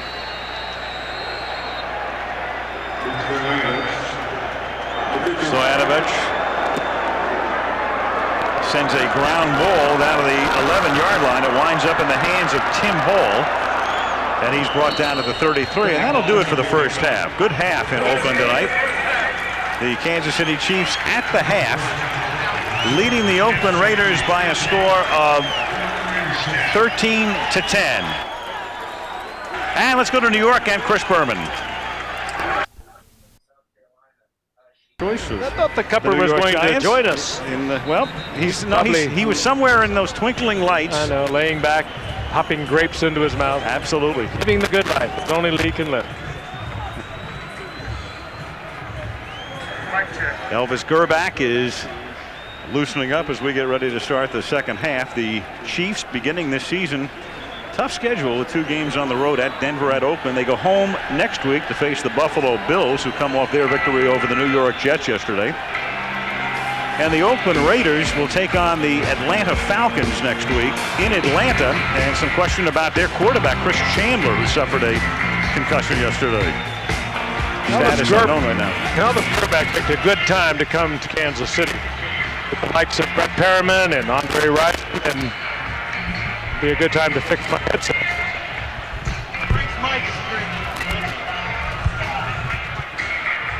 Jeff George getting ready to come out after the kickoff because Oakland will receive. That's Desmond Howard, and they've been trying to kick away from Howard, and most teams will. And that's why Tim Hall, to whom he was discussing things a moment ago, will have to form a pretty good little tag team here. Rusty Tillman, longtime New Orleans assistant, now here. Special teams coach, and we get ready to start the second half. Stoyanovich. And that one was almost overrun by Howard, who had to reach back to pull it in, and then Desmond is stopped at the 24-yard line.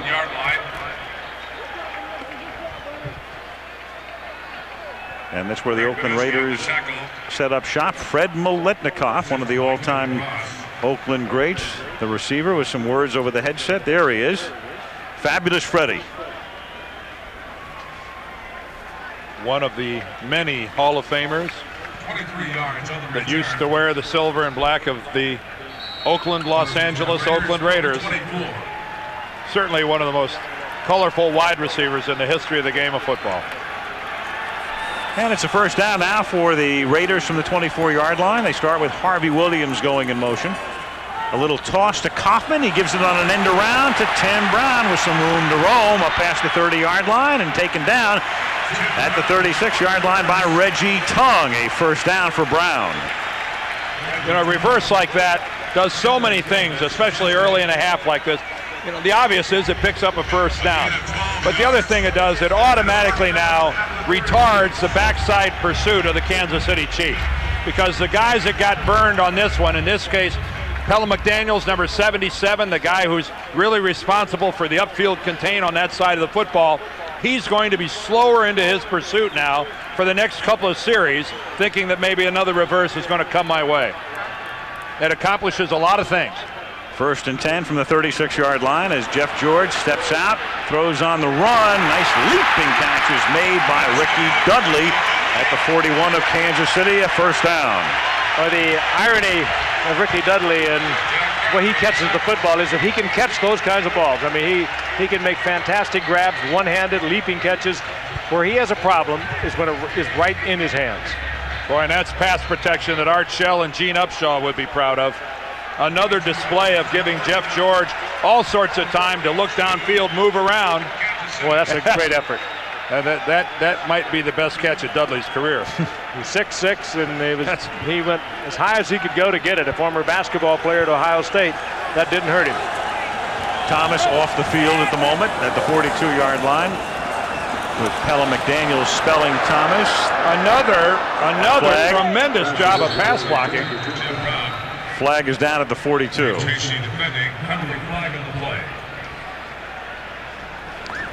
George looking to get the ball to Brown, but good coverage by Hasty. Gary Lane. Offside. Defense. Number 77. Lined up in the neutral zone. 5-yard penalty. Still first down. Well, we talked about Thomas out and McDaniels in, and there he is. And with Thomas out, Marty Schottenheimer's group is not generating much of a pass rush. Their 4 guys aren't getting to the quarterback with Derek Thomas over on the sideline. Remember, Neil Smith is playing now in Denver, and Gunther Cunningham is trying to figure out a way to pressure Jeff George with a 4-man rush. And if you can't do it with the 4-man rush, what do? Dan, you got to bring guys from the corner or the safety blitz. Got to gamble. First and 5 from the 37-yard line. Good protection again. Pass is caught by Ricky Dudley. Touchdown, Oakland. Ooh, they were trying to cover him with Anthony Davis. Tough to do on a guy like Ricky Dudley who can run. But Anthony Davis with him all the way. That's bad coverage, and give it to Jeff George. He read it quickly and got the ball to Dudley, but a fine catch too. And no pass rush whatsoever. Again, we see a display of what Jeff George can do if he gets a clear and clean and unobstructed look at the football field. He will find the guy that is the most open, and by God, he will get him the football. But look at this. Nobody anywhere near Jeff George. Well, Davis is trying to cover him, and no chance. Cole Ford for the point after. Well, quite a series there for Ricky Dudley. He ends up with a touchdown, but don't forget his acrobatic leap a couple plays prior. So the Raiders score on the first drive of each half tonight and retake the lead. 17-13.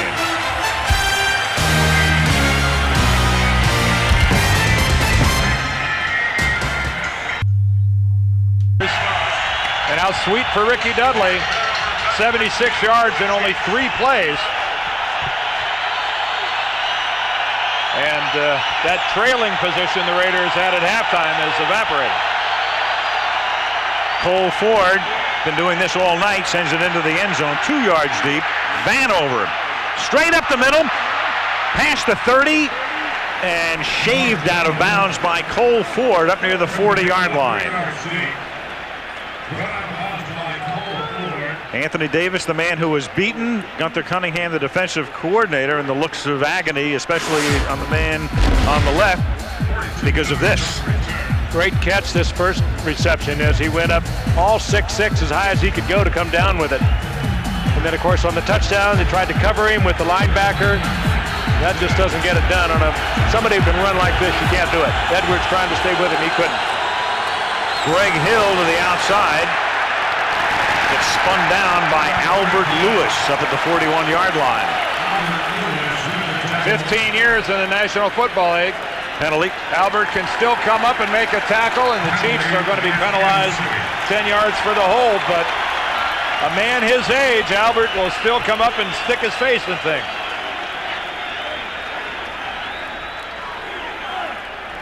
Holding offense, number 38, 10-yard penalty, still first down. That is Kimball Anders, the fullback. Again, Albert reaches out with that left, then gets the right, and drags downhill. Boy, he avoided that face mask, too. A lot of players would have gone for that mask. They couldn't have avoided it. 10-yard penalty, first and 20 now. Chiefs from their own 29-yard line. Quarterback comes back to the left side and winds up hitting Andre Rison for a gain of 7 yards. Tackled there by Terry McDaniel. Boy, when Rison caught the football, there are a lot of receivers we see in this game today would be peeking. He didn't. He's tough. He's a combative guy. He'll fight you for the football, and he'll usually come down with it. He runs that slant in as good as anyone around.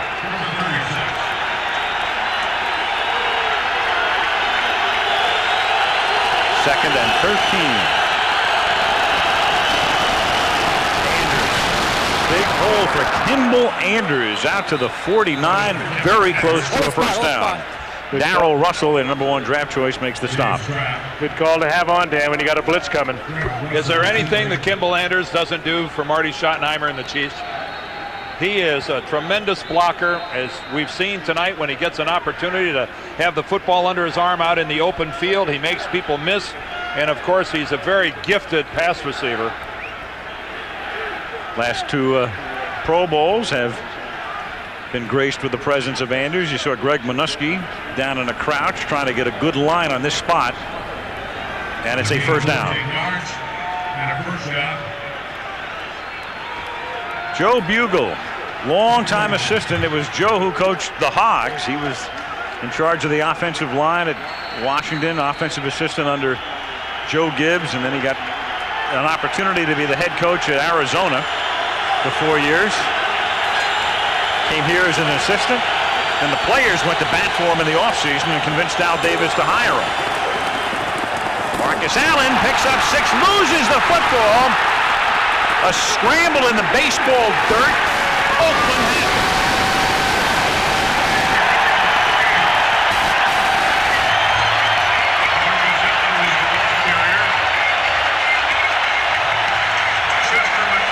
Ball squirting around. McLaughlin comes up with the football. Albert Lewis almost had it, and Marcus coughs it up. Albert Lewis almost lost it, but McLaughlin comes up with it. Lewis tries to handle it.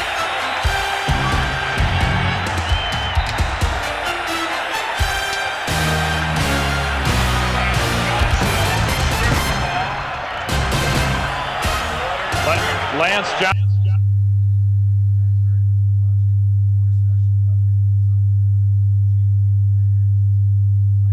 of your screen will come in Lance Johnstone, number 51. He gets the hand on the ball, rips it away from Marcus Allen. Albert Lewis almost picked it up and had it go for a touchdown, but at the bottom of this pile, Chester McLaughlin comes up with the football. And the Raiders now get a chance to display a bit of a killer instinct. Let's see what they can do with it. That play was 5 yards from Marcus, and then a literal cloud of dust, to use the old football cliche, and James Jett makes the catch at the 47-yard line for a gain of 6. Something about September 8th for Marcus Allen. The last time Allen fumbled, last September 8th, he fumbled twice at Kansas City against the Raiders. KC still won the game. A 4-man pass rush last time by Schottenheimer's group. No pressure on George. Sooner or later, they're going to have to gamble. Second and a long 3. Hoffman finds the opening. Harder can't tackle him. Hasty can't tackle him. Touchdown. Flag down. Flag down inside the 5-yard line. Coming in very late, too. Well, they moved it now out over the 5. Oh, what speed, though. They put the flag down at the 6-yard line. It's a 47-yarder run into the end zone. Are they going to call a block from behind? One of the Raiders threw a block down around the 5-yard line. I think James Jett was in the vicinity. Illegal block in the back during the run. Number 82 on the offense. 10-yard penalty. Push down. It was against Hasty, and I don't know whether Hasty could have caught him. No, it's against James Jett. James Jett. I mean, the foul was against Hasty.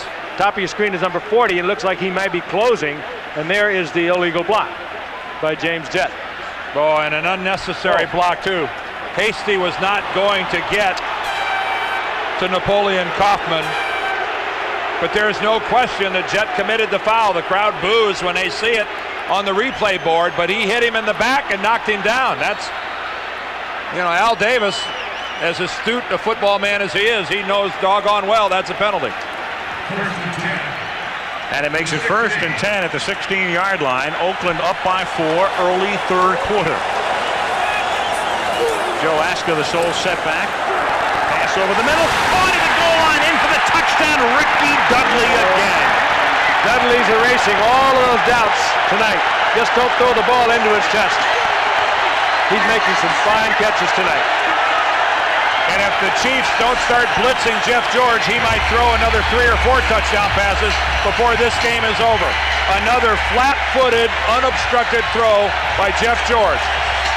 Boy, but what a touch, too. The Chiefs' defensive line is being obliterated by the Raiders' front 5. Over, you'll see, over one Kansas City Chief, over the linebacker. Donnie Edwards was in front of him, but a perfect touch by George. Cole Ford puts it through. And Joe Bugle has just watched his team, thanks to that man, Ricky Dudley, go up by 11, 24-13.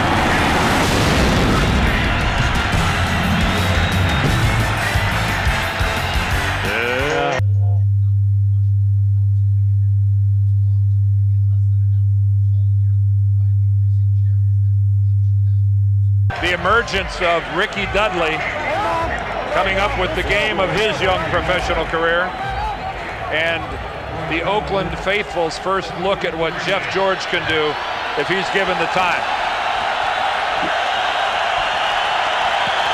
Oakland up by 11. Vanover back to receive the kick.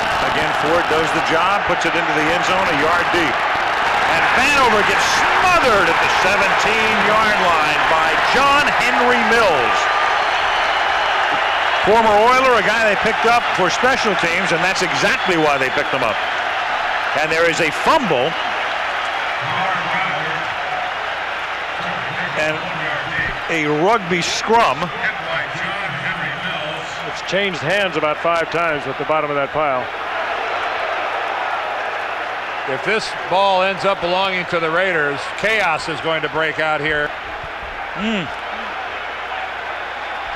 Yeah, the crowd saw the hit. They didn't see the fumble, but the players did. Rob Holmberg, number 57, is a Raider that's very close to it. Vanover is awful close to it.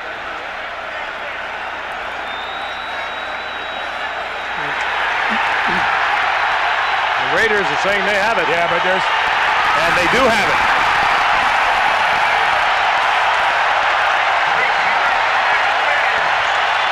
Well, there was a long, protracted struggle for the football, and the Raiders won. Rob Holmberg is the last guy to emerge. Somehow able to find oxygen at the bottom of that pile and comes up with a football. And Rusty Tillman, his elation is equal to Vanover's despair. Now, if this is indeed the old Raiders with their new arm, you're going to put the ball in the end zone. That's what they used to do. You get the ball, you get the turnover, you go up the top and get everything you can.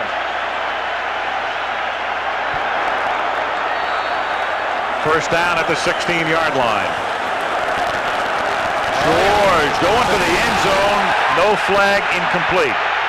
Harvey Williams said, how can you not throw one? Terry Wooden was there.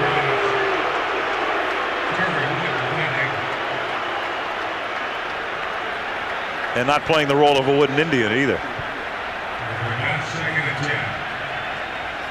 Ooh, that's a reach. What a nice reach. Well, the ball, I don't know if one of the factors was that the ball was thrown deep enough into the end zone that Harvey wouldn't have had a play on it anyway. Sure looked like it could have brought a flag. I've seen less than that toss. Here's the blitz. Second down. And Davis can't get him. Now he does. He forces George to throw the ball into the turf. And George is wincing. Jeff was grimacing as he was getting up. Jeff George might have landed awkwardly on that right hand. Ooh. He's shaking it.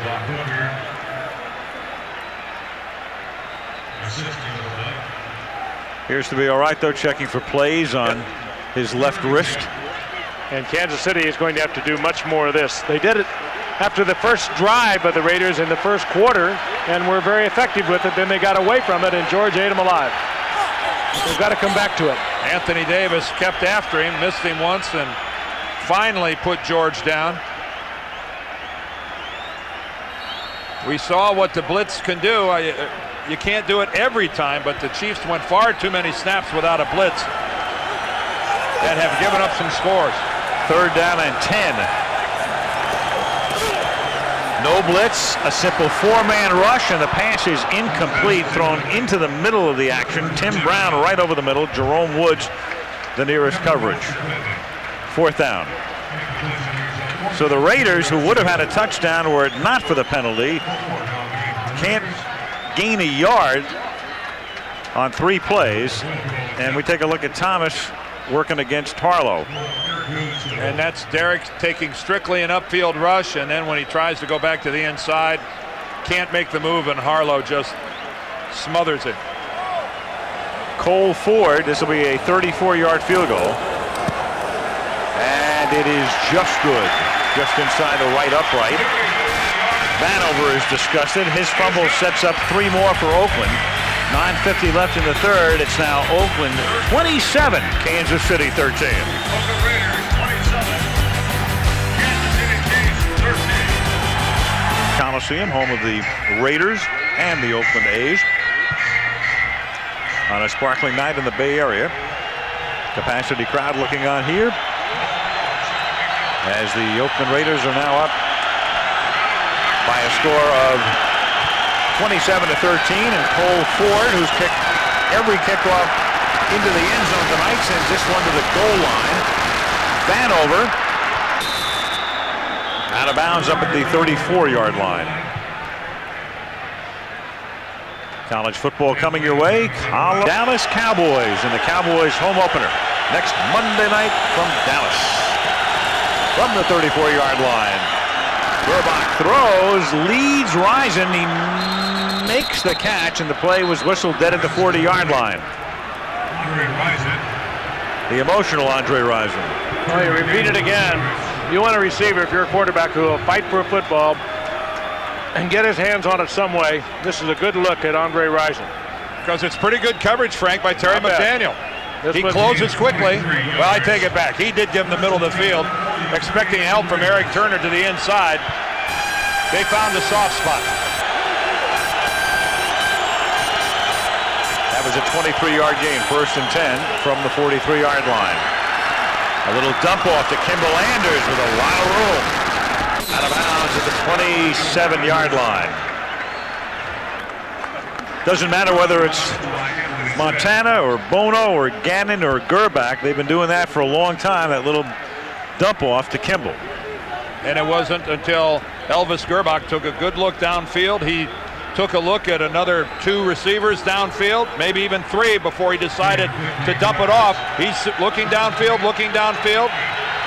checks it off and dumps it to Kimball Anders. On a 1st down, this is Anders, and no place to go this time. Wrapped up by Chester McLaughlin.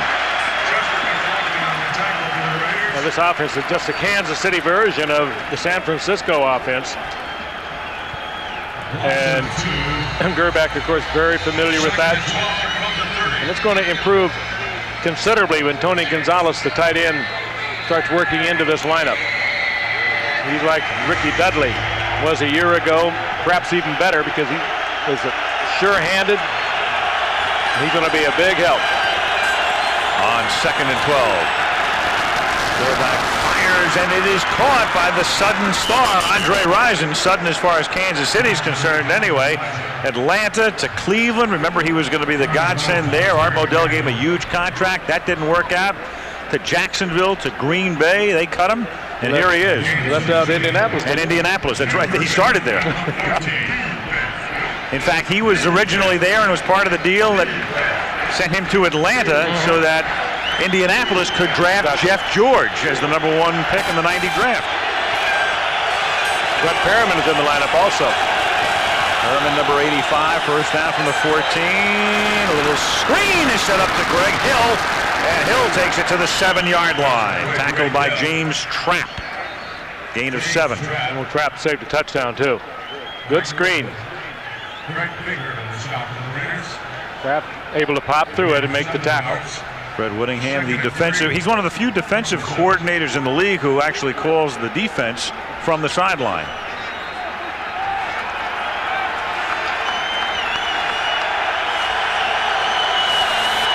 Second and 3 from the 7.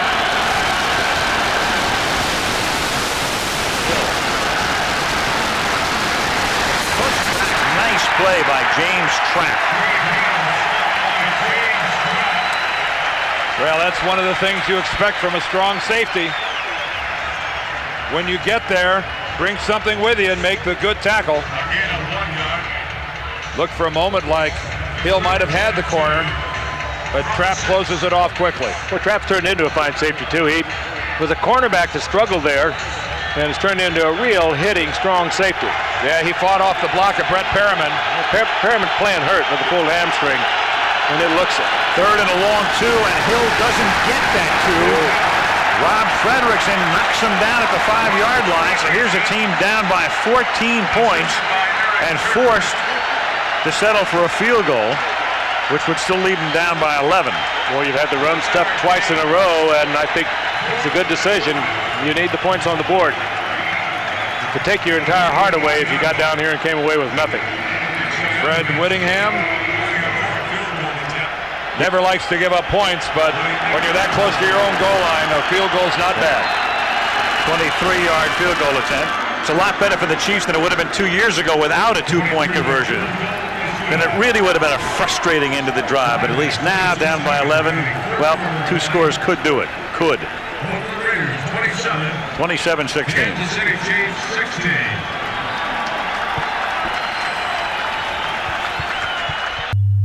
That list, one of these teams is going to be 0-2 at the end of the game tonight. Right now it's Oakland leading by 11, and the kickoff from Stoyanovich is taken at the 8-yard line by Desmond Howard. And Howard is up to the 32-yard line. Here are the teams. In fact, one year there were 3 teams that started with a record of 0-2 and made it, 1990. And on that list, if you go to the 1993 Cowboys, that was the team, and Emmitt Smith held out at the beginning of that year, you'll recall. They went 0-2. Jerry Jones felt compelled to get him in. He got him in, and the next thing you know, they won the Super Bowl. Last year it was the Patriots, 0-2, and they went to the Super Bowl before losing to Green Bay. And the way they've looked at the start of this season might be going back. Yes. First down for Oakland at the 32-yard line. And it's given to Tim Brown, the same play on which they started the second half. That one gained 12 earlier. This one's a little shorter. It's about a 7-yard pickup. And Lamar Hunt, one of the greats, one of the founders of the American Football League, that franchise that he owned back in 1960, the Dallas Texans. 3 years there. Wonderful man, great gentleman. Hall of Famer, classy man. So is this man. I tell you, he suffered through last year. Kept a team that was 13-3 in 1995, and it wound up 9-7. He made what he felt were necessary changes on a lot of them. Kaufman on 2nd and 3, and he's close to a first down. In fact, Frank, they really have had tremendous consistency. When you think about it, over the last 9 years, you have had Lamar Hunt owning the team, of course, since he's been the only owner in the history of the team. Marty Schottenheimer coaching, and Carl Peterson has been the president and, in effect, the general manager. And that's the longest running triumvirate right now in the National Football League of owner, president / GM coach. Well, it's a wonderful place to be for a franchise, too. That's a great city to play in. You talk to the players, they love to play there. Coaches love to be there.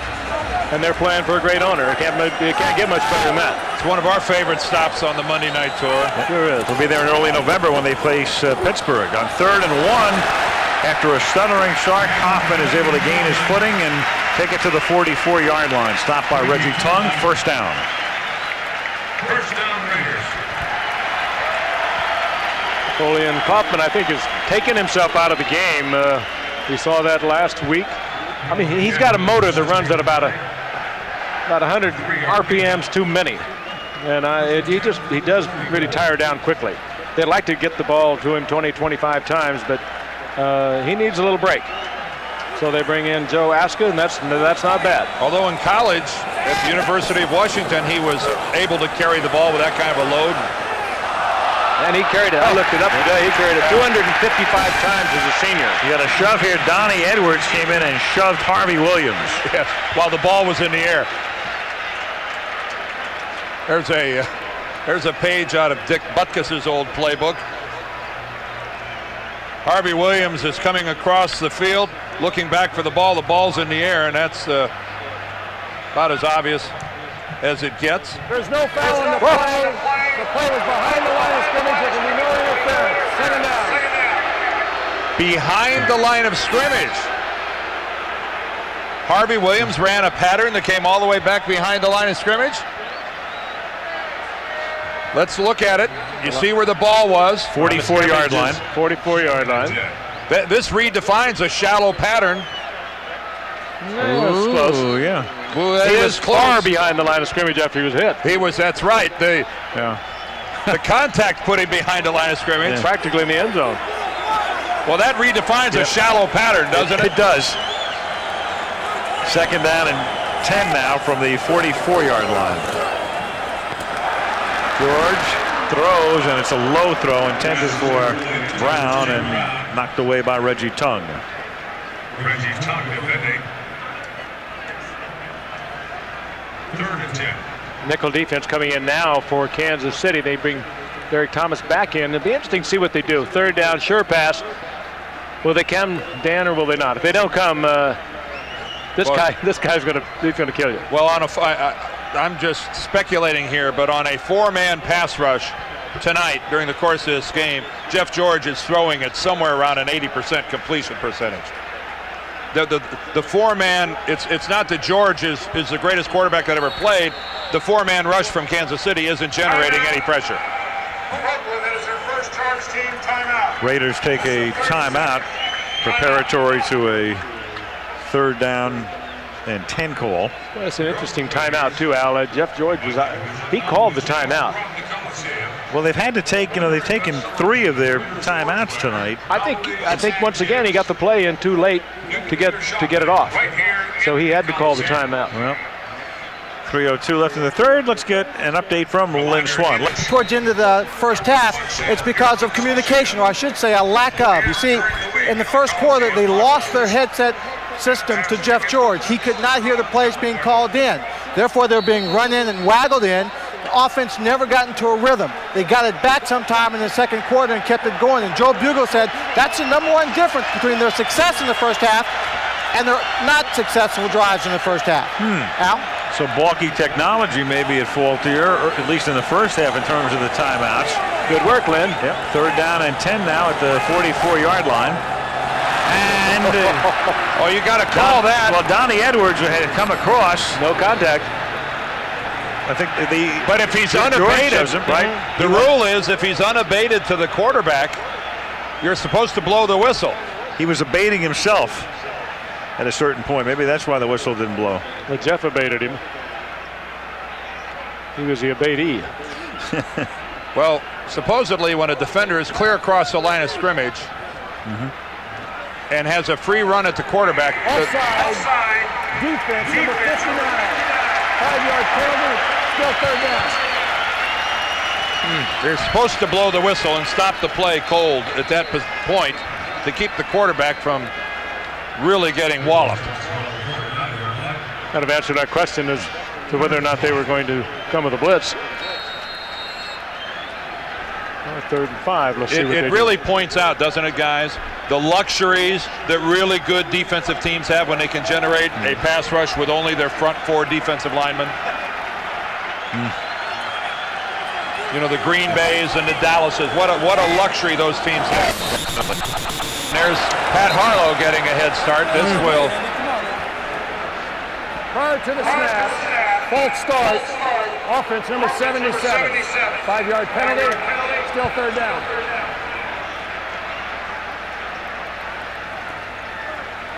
This was the previous play. Jeff George kind of. And look at Donnie Edwards fall backwards. You think Jeff George is not a competitor? Yeah, you think he's a little feisty? How about Kevin Green yesterday headbutting Druckenmiller without a helmet before the game? Did that surprise you? Unbelievable. Did that surprise you? No. And yes, it was unbelievable. Incredible. 3rd down and 10 from the 44-yard line. George going deep, and the ball comes loose, incomplete, as James Jett with great speed and Mark McMillan back there with him, and then a little scrum breaks out. Did McMillan get a hand on that? I don't know whether Jett just dropped it. McMillan is only 5'7", but he glues himself to a receiver. It was such a bad throw, too. Let's take a look. He was right there, and McMillan. Look at that throw. Oh, yeah, McMillan got enough of a. He had a hand in there. It certainly distracted him. It looked like it might have glanced off McMillan's shoulder pad. It did. That's great defensive play by the little man, Mark McMillan. Just got enough of it. No, actually, it missed his shoulder pads. It hit his left arm. And he took it out of there. Yep. But what a marvelous throw, though, by Jeff George. Whoa. McMillan grazed it, and that was all it took. Now the kick by Araguz. Fair caught by Vanover at the 13-yard line. 2:42 remaining in the third quarter. And Kansas City will begin deep in its own territory. Mark McMillan, he's been all of the rest at NFL.com on your computer. Where else for her to do it? Well, good question. On your electric mixer? On your harmonica at the 14-yard line. A flag is thrown. Oh, yeah. Albert was way in there too early. Ted Popson got popped by Lewis. Lewis just did not time that out. And he's so good at it. And he knows it. Pass interference. Defense. Number 29. Oh, come on, Joe. Sure it was. It was Lionel Washington and Darryl Green 15 years later. Gerbach throws too high, intended for Popson. Oh, and he was wide open. Gerbach overthrowing, and he knows it. Popson wide open. He did his job. Gerbach didn't do his. Back next week. .com. Right. 2nd and 10. As Johnstone breaking the play up at the line of scrimmage. Kimball Anders for next to no gain. It'll be 3rd down and long. And the Chiefs right now are entering that stage with 2 minutes left here in the third quarter. They need to make a move. They need to get out of this end of the field. This would be a timely first down if they could muster one. 3rd and 10 from the 22. Last 2 minutes of the third quarter. Gerbach buys time, but he's going to have to run out of bounds well short of the first down. And Kansas City is forced to kick, down by 11 with 1:45 to go in the third. Well, that's just fine play by the Raiders secondary. They didn't release their men to come up and pressure Gerbach, who can't run the ball that well. They knew he was not going. How many games have they lost when they trailed at the half, Dan? 16 in a row, I believe. Yep. Aguiar's kick. Hold in 32, Desmond Howard. Turns it back upfield, gets into Chiefs territory, takes it to the Kansas City 44-yard line. Ooh, what a weapon. Ran laterally, picked his spot, shot downfield. Well, he got a block. He got a block back at the beginning of this thing that was looking like it was going to be awful close to a block in the back. Got a Raider down on the field, I believe, right at midfield. Howard to the 49. Well, it's just the old picket line that it works so well. There's the block right there. Got another one coming up here, too. John Henry Mills, I believe, was the Raider that. There's another one in the back that they could have called. Desmond Howard runs so well in traffic. Wonderful instincts. And the Chiefs 45. Second oldest cornerback in the league. Only older cornerback is Darryl Green of the Redskins, who will never quit, I'm convinced, ever. First down from the 45. A little shovel and a dangerous shovel, and a terrible shovel. Darren Anderson will go in for the touchdown. Well, Brett Favre did it yesterday in the game at Philadelphia, and it was intercepted. Todd Sauerbrunn did it. Todd Sauerbrunn did it for a 2-point conversion last week, and Jeff George just makes a terrible play. Sometimes you think you can just do anything. Sometimes you're so competitive, you make really dumb mistakes, and we just saw one. Might have to resurrect the Bonehead Award. Yeah. That was mind-numbing. And just trying to make something happen. Give a lot of credit there to Anthony Davis, who went right over Napoleon Kaufman. It was the pressure of Anthony Davis. That was a big-time play by Davis. Wasn't it James Hasty that turned a Kansas City Raider game around a couple of years ago with an 80-yard interception return? And now KC will go for 2 because they're down by 5, and this is only the second interception of Darren Anderson's career. And give Gunther Cunningham at least some credit. The blitz that time paid off big time for the Kansas City Chiefs. It was a delayed blitz too, and they came from the middle. Anderson in his 6th year in the league. 27-22, 2-point conversion to try to. Oh, the outside guy's wide open and uncovered. Too late for that. Over the middle. Oh, away. Oh my Lord! The Chiefs completely disregarded Greg Hill. The Raiders. They'd let him go. And as it turned out, the Chiefs wound up disregarding him too because he was wide open. We had a helmet come off. Yeah. There's a helmet off the head of Eric Turner. And he put it back on as quickly as he could. Maybe we ought to consider intent. After the incompletion, unsportsmanlike conduct, number 42 on the defense, removing his helmet. 15-yard penalty on the kickoff. Well, they won't like that here. Well, it means that the conversion is unsuccessful. That stands. The Raiders are confused because of Greg Hill being left alone on the outside. Rob Fredrickson doesn't know what to do. So what point? Pretty wild one. As OMC would say, how bizarre. 27-22. Desmond Howard is back to receive the kick, and this one should go into the end zone. But just barely, despite the 15-yard penalty, and Desmond Howard brings it back to the 15-yard line. Returns it to the 56 seconds remaining in the third quarter. A rather lengthy third quarter. Yes. Is the second lowest percentage among quarterbacks with 60 starts who've entered the NFL since 1970.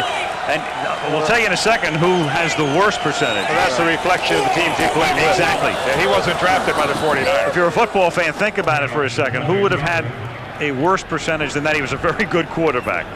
Napoleon Kaufman carries here for a yard. A hint, he had his own song. He had his own song and his own son, who's not a bad football player himself right about now.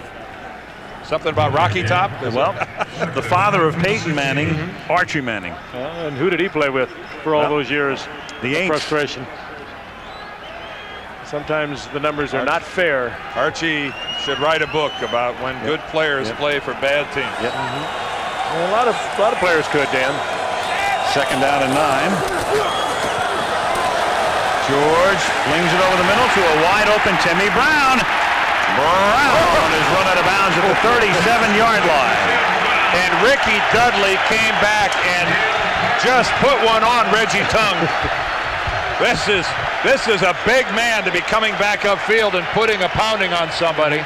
And I don't think Reggie Tung will forget that. No. Reggie Tung will be covering Ricky Dudley for a lot of years the way things are shaping up for these two teams.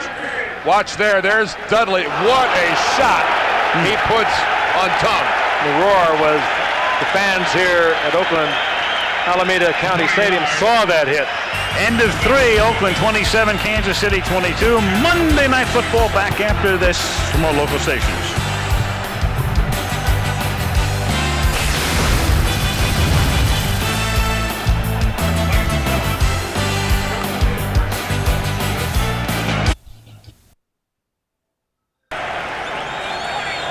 Fourth quarter starts in Oakland. First down for the Raiders from their 35-yard line. They lead by 5, and Tim Brown begins the period, making a catch and forced out of bounds by Terry Wooden after a gain of about 6. Elvis Gerbach, his team down by 5 and blowing the opportunity to find the wide open Hill on that 2-point conversion play. Well, both of them just have to forget it. There's a lot of football left to be played here for Greg Hill. 15 minutes worth, and that play is gone. Forget it. Second down, 3. Tipped, incomplete. This is incomplete. Brown Bart got a hand on that with it. Well, a 5-man rush that time by Kansas City. Just keep showing something a little different, and I think that's what we're going to try to do. Guthrie Cunningham playing the mind game with the Oakland offense. Well, Gunther just more than anything wishing I could get some semblance of a pass rush out of just my 4 up front guys. It's not happening. 3rd and 3. That's Tim Hall in motion, number 45. And George has it deflected and incomplete. Tipped by Donnie Edwards. So a couple of tip passes. 4th down, Raiders to punt. Let's take a look at the statistics now through the first 3 quarters of play. There's a total of 49 points having been scored in the game. Interesting game. It's seesawed back and forth. The momentum, that is. Oakland's only turnover was the errant pass by Jeff George that was intercepted by Darren Anderson. Leo Araguz. Deep punt and caught, and that's a mistake. You don't fair catch it inside the 10-yard line, but Vanover just did it at the 7. That's a large mistake. 51-yard boot. Gerbach starts deep in his own territory, trailing by 5. And Ike Hilliard, the Giants' good-looking rookie wide receiver, neck sprain, gone for about 6 weeks. Here's Greg Hill trying to give him some room to roam up to the 16-yard line for a gain of 8. Guys, you know when a guy really gets the hook, when you know you're not going to play anymore, when your defensive team is out on the field and you're sitting on the bench over with the offensive football team. And that's what Larry Brown is doing right now. Look at that. He's sitting over with the offensive team. He can't see at all what's happening out on the field. I think it's pretty safe to say that he's been given the big hook by the Raiders. 2nd down and 2. Hill, he picks up the 1st down. And that's a costly hook, too. A lot of people around the league were very surprised. Al Davis loves trophies. And in a way, Larry Brown was a trophy because he was coming off a Most Valuable Player award in the Super Bowl. He had those 2 picks against Neil O'Donnell in the Dallas-Pittsburgh game. And a lot of people around the league who know a lot about football felt that Davis ridiculously overpaid for Larry Brown. Well, to fit into his type of defense, I think they were concerned about that. The Raiders love to play the man-for-man defense, and Larry Brown did not play that much man-for-man, and particularly the year before when he had the good season. I think it was 8 interceptions or something like that. Fake toss to buy time, and then it opens it up over the middle for Tony Gonzalez, the rookie tight end from the University of California. 1st down at the 40-yard line. Of course, he took Desmond Howard. You could call him a trophy, too, but what an addition he is to this That's a running trophy that he's got. Well, all the other defensive players are over there gathered around Fred Whittingham, the defensive coordinator who works the game from the sideline, ready to go in with whatever defensive package he might call. Larry Brown wants no part of that. 1st and 10 at the 39.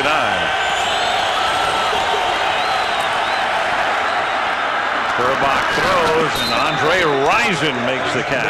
Big night for Andre. 7 catches for him. And kind of, you're wondering how Elvis Gerbach can do with the deep out. You saw it right there. A lot of arm. Good move by Rison. And even separation from the cornerback. You know, Frank, even though they only scored 3 points against Denver last week, Gerbach really played a pretty good football game, and people in Kansas City were pleased with the way he performed, and from what we've seen tonight, looks like a pretty good move by Kansas City to sign this guy. 1st and 10, 44-yard line, going deep for Perriman. He reaches for it and can't make the catch. And I think if Brett Perriman isn't injured with that sore hamstring, he might be able to find that extra half yard, make that catch. Well, you even wonder about that's 6 points. On 2nd and 10, Kimball Anders on an unusual call. One of those calls where you're trying to fake the defense. Well, they weren't faked.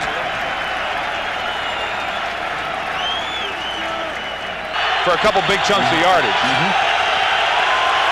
Marty Schottenheimer's new favorite word, chunks. He wants yardage in chunks. They need a chunk of 8 here to convert. And they don't get it. Incomplete, intended for Damon Hughes. Covered by Lewis. And good coverage by Lewis. Gerbach would have had to throw that perfectly for the completion, again, because of the coverage of Albert Lewis. And I think that Elvis was looking over at referee Gary Lane. He wanted some type of a call for a late hit or roughing. Darrell Russell, the The high-priced rookie. And Russell really didn't do anything wrong. No. He could have driven him into the ground a lot harsher than that. Louis Aguiar. A floater, fair catch called for, but not made, and down by the Chiefs at the 6-yard line. Pinning the Raiders there with 10:58 left in regulation. It's Oakland 27, Kansas City 22. To Dallas. Great game. Cowboys and the Eagles having added on Monday Night Football from Big D next Monday. Here's Kaufman picking up 2 up to the 8-yard line. You know, the point, guys, even though that last drive of the Kansas City Chiefs didn't generate any points, it was one of their best drives of the night. Starting from their own 8-yard line, they take it all the way down the field, and when they turn it over, the Raiders start at their own 6. That's a very effective change of field position. It'll be a better drive if they play defense now here. Right. They need to get this ball back in midfield. And they have them deep right now. 2nd down and long. It's 2nd down and 9 from the 7-yard line.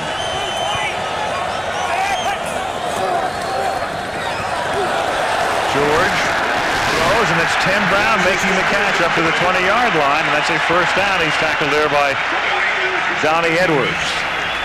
ABC's Monday Night Football is being brought to you by the complete line of 1997 Lincoln and Mercury automobiles. Lucent Technologies. We make the things that make communications work.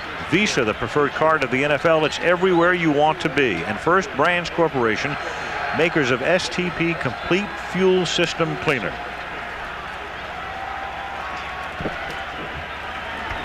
First down, 9:40 remaining in the 4th quarter. Oakland leading by 5, and Jeff George fakes the give, throws, Brown again to the 32-yard line. Amazing. Everybody in the ballpark knows that 81 is the primary receiver, and last week 3 touchdown catches as you look at Perkins, and tonight that's 10 catches for Tim Brown. Well, James Hasty put in the really difficult position of being locked up man-on-man with Tim Brown all the way across the field. He's in a trail position to start with, and there's no way he's going to catch up. The ball's right there. Hasty has absolutely no chance to make a play on that football. And how many times have we seen that pattern, too? Tim Brown with 10 receptions. The Raider record is 12. Tim Brown and their great tight end Dave Casper share that at 12. So Tim Brown with a lot of time left. I would have thought Todd Christensen would have been in there too. He had a couple of great years. Yeah, Christensen had a up and took it into overtime, but only to lose. 2nd and 5 from the 37. Kaufman. And already in effect, Oakland has pretty much negated the drive that Dan talked about, a good-looking drive, but by getting it out to this point, even if they don't convert here, a punt's still going to probably send Kansas City deep into its own territory. It's a 22-man game.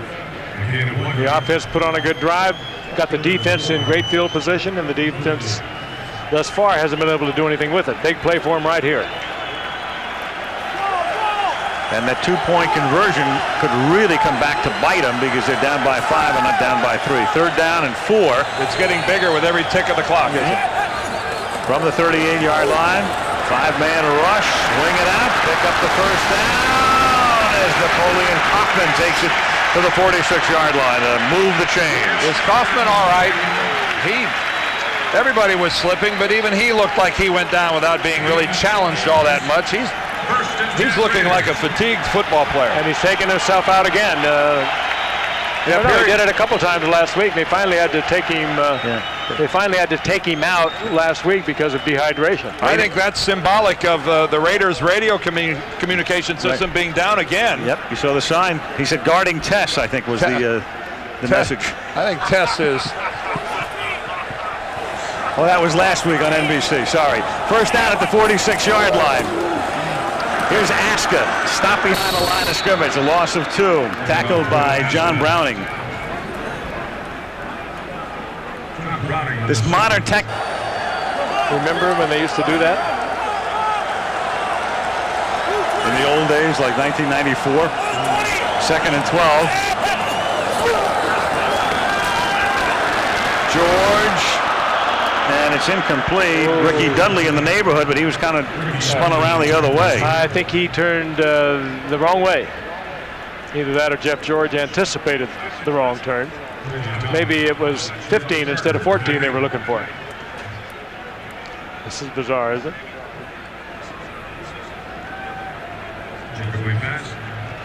The third down, 12, a very big play coming up here for Kansas City. Not only in terms of not necessarily field position at this point, but now that the clock becomes a huge factor. You pick up a first down, you can chew up another 2.5 minutes. Third and 12, they rush for. George throws, picked off, another interception. This time it's Dale Carter, and the Chiefs have it in Raider territory at about the 40-yard line, intended for Ricky Dudley. Yeah, but Jeff George again throwing completely off balance, tried to flip it out. Carter is too quick for that. He had pretty good position on Dudley, and Jeff George throwing totally off balance, did not have what he wanted on that ball. Not a good play. No, but it's also the throw of a quarterback who's got tons of confidence and thinks he can get the football in anywhere. That time, Dale Carter was too good. Carter. And Jeff George just picked up something. This is Hill.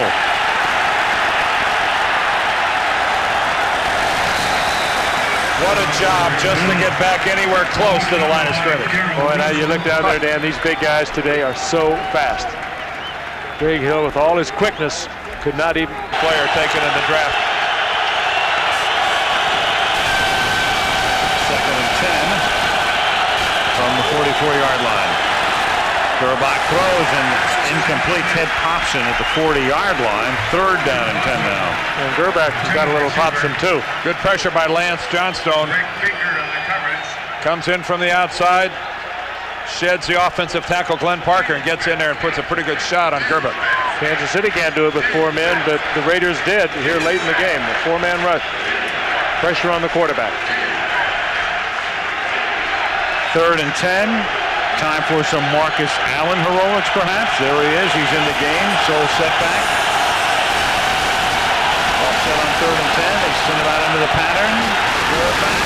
Down at the 42-yard line. Darrell Russell. They ran a loop on the inside.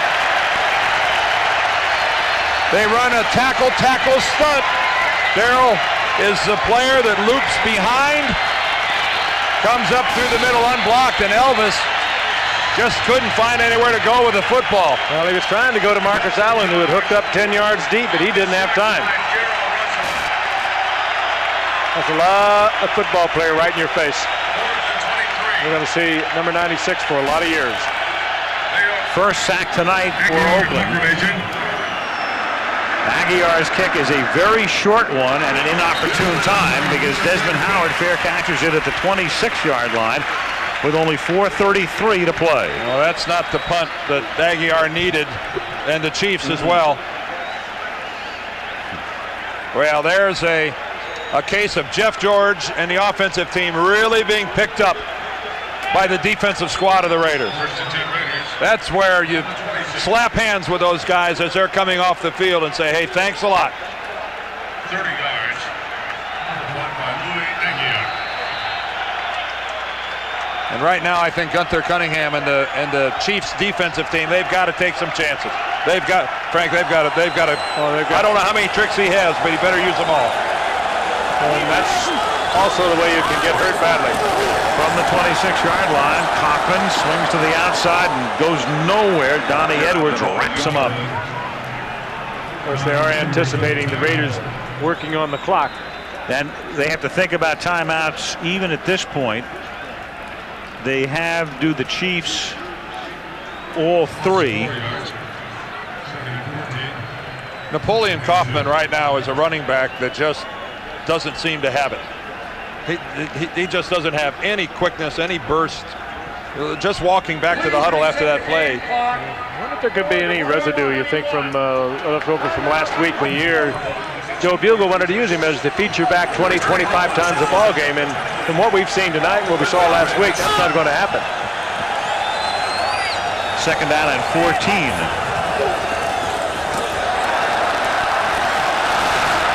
George on the run to Tim Brown.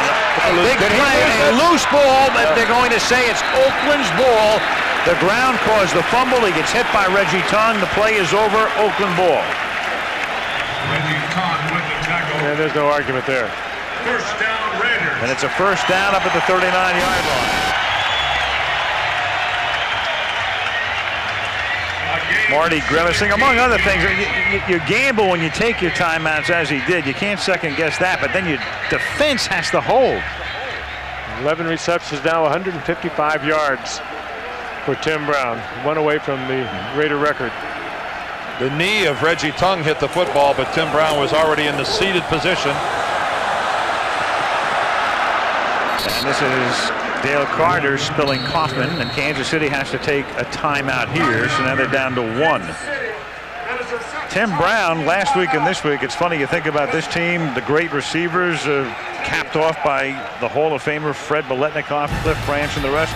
First guy in the history of the Raiders to go over 150 yards receiving in back-to-back games. TB, he's a good one. Timeout.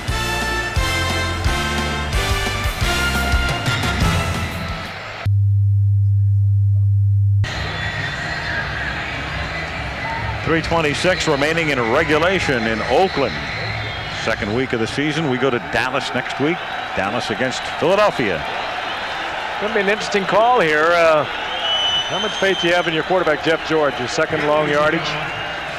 3:26 remaining, and you've got Kansas City with 1 timeout remaining. And the strategies. If I was anybody on the defensive side of the ball for Kansas City, I might keep track of that guy. He's only caught 11 tonight. I mean, a subtle hint. That might get your attention. Harvey Williams in motion. And Kaufman gets spun down by Hasty, but at least he stayed in bounds. And that forces Kansas City to use a timeout, their final one. So only once will the clock stop for the Chiefs, and that's at the 2-minute warning. 3rd and 14. And again, that missed 2-point conversion is looming very large. What do you do now, Dan? You put it up in the air. You got Jeff George with the good hand. You got great receiver number 81. You need 14 yards on 3rd down. You get a first down. You pretty much lock this game up. Well, a lot of things have to be going through Joe Bugle's mind. One is that Kansas City has moved the football pretty well. It's not that your defensive team has just completely smothered their offense. So, you know, do you play it ultra conservatively, run the football, punt, and say my defense is going to do it? Well, that may or may not be true. With a guy like Jeff George, I think you have to play with the confidence of not being afraid to put the football in the air. And only one way to stop the clock for Kansas City, and that's the 2-minute warning. And Napoleon Kaufman, the single back, has been relatively ineffective here in the second half. On 3rd down, they have to get to the 49-yard line to convert. It's thrown over the middle. It's caught by Kaufman. He's got the first down. Nice play. Well, he hasn't been effective running the ball. You know something? Kansas City didn't pay any attention to it. Good call. Good call. He was not the primary receiver. Jeff George took a good hard look downfield trying to find somebody and found Napoleon Kaufman. But again, he had a lot of time to look down the field. No pressure at all. Lots of time. And Anthony Davis is the guy that's responsible for Napoleon Kaufman. He's looking right at him when he comes out of the backfield and then lets him go. Anthony Davis has had a long night at pass defense. Joe Ashka.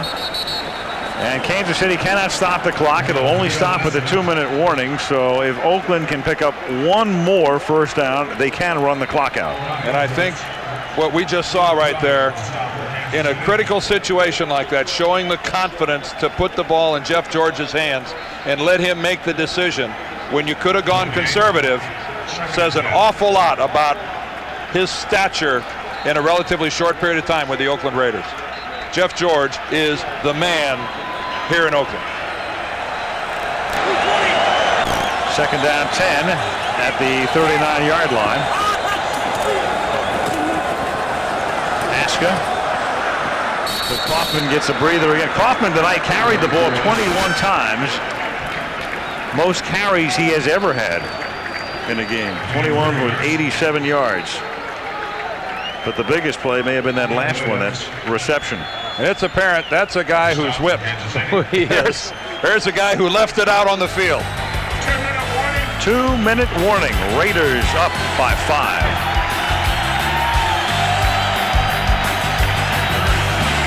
We might have a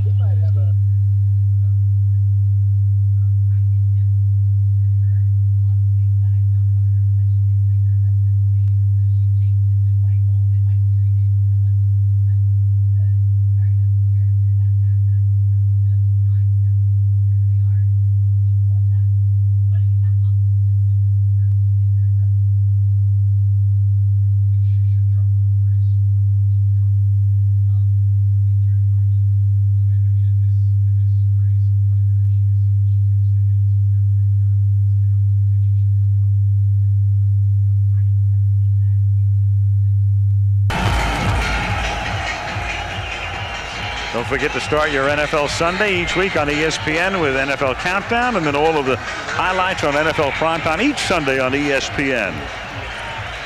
Don't forget, next week we'll be in Dallas as the Cowboys take on the Philadelphia Eagles. Great rivalry resumes. We've done some Dallas-Philly games in the past on Monday Night Football, and they have been memorable.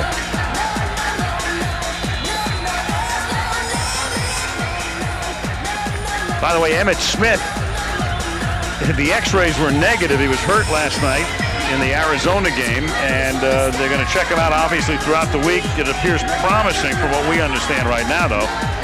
No broken ribs. They will take another look at him, and according to Emmett, he felt better today than yesterday. So we look forward to seeing Emmett, Aikman, and the gang next Monday night. Well, I've been broken a few, and I think you have, Dan. Had he broken a few, he would not feel very good today. No. Nor would he have slept very well or done much of anything. Hopefully never have to sneeze. Well, it's third down now as play resumes. Third down and 7. And if they get those 7, they can run the clock out.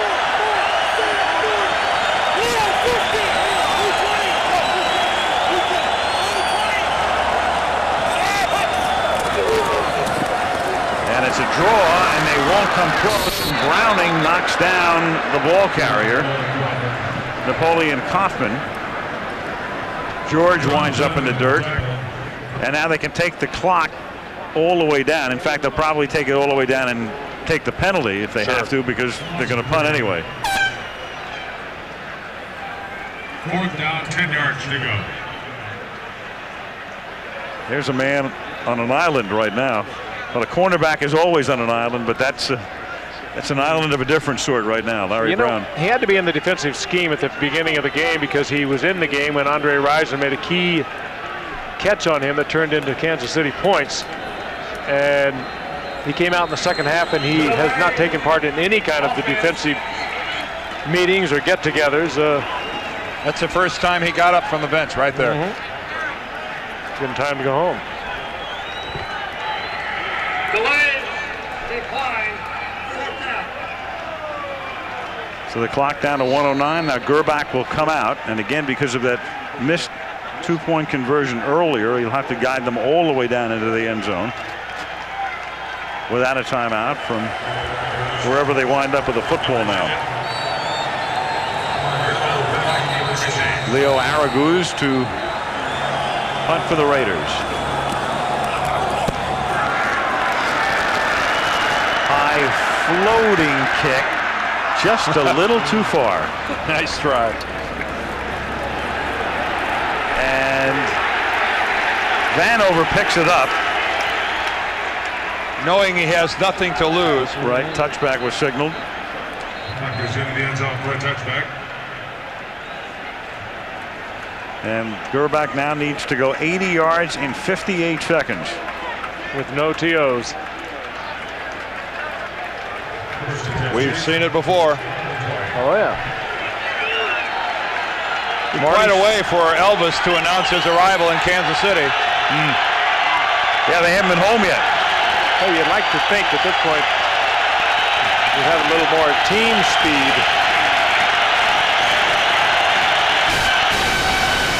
Trips right. Three-man rush coming. Marcus Allen in the game. They keep him in the block. Burbach throws, finds the open man. That's a 19-yard pickup to Lake Dawson, who's been quiet tonight. First catch of the evening. James Trapp with the tackle. Again, no timeouts for KC. To the 40. Three-man rush again. Swing it out. Dawson. This time only a 2-yard gain, maybe one. Second down.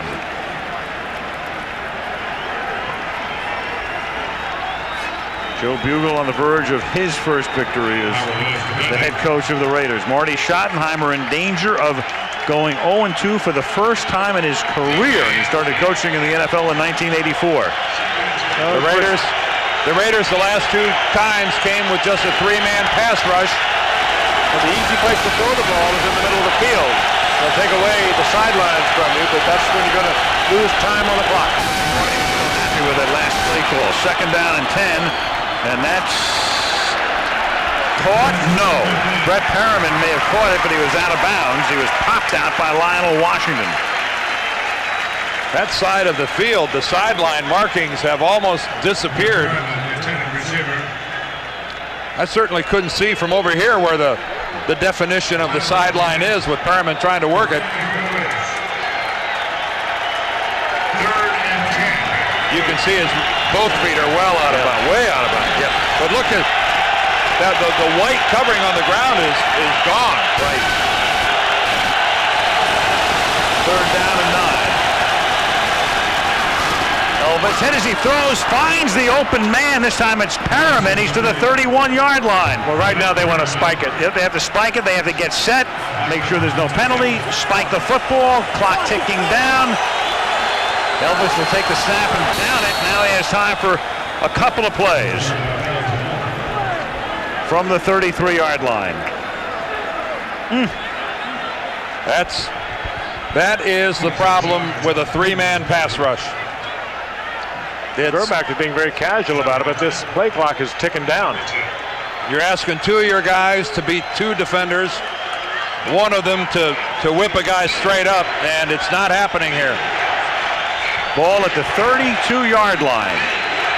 10 seconds left in the game. Oakland up by 5. Burbach's going to have to hurry to get this off. Yeah, we're going to see a 4-man rush here. Trips right. Burbach looking left. Burbach going into the end zone. For a touchdown. Beautifully thrown. Andre Rison. What a game for Rison. There are no flags. Incredible. And for all of you that are believers that the prevent defense only prevents you from winning, there is a textbook example. Woo.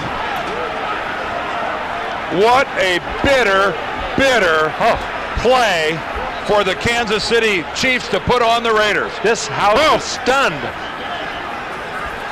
And Andre Rison has just become the first man in the history of the National Football League to catch a touchdown pass for 6 different teams. What a good move. There. What a good move he put to the outside. You would have thought he would have had double coverage on him. He didn't. Took it upfield. He was wide open, and Burbach right on target. But I'll tell you something about Elvis Burbach. He didn't impress the mayor of San Francisco, but he might be good enough to be the mayor of Kansas City. Take that, Willie Brown. Terry McDaniel. You're right. Had Rison all to himself. And watch Rison. Now he makes a little move to the outside, right here. Little bit of look, and McDaniel comes up. He runs right by him. Burbach is absolutely perfect with it. Yep.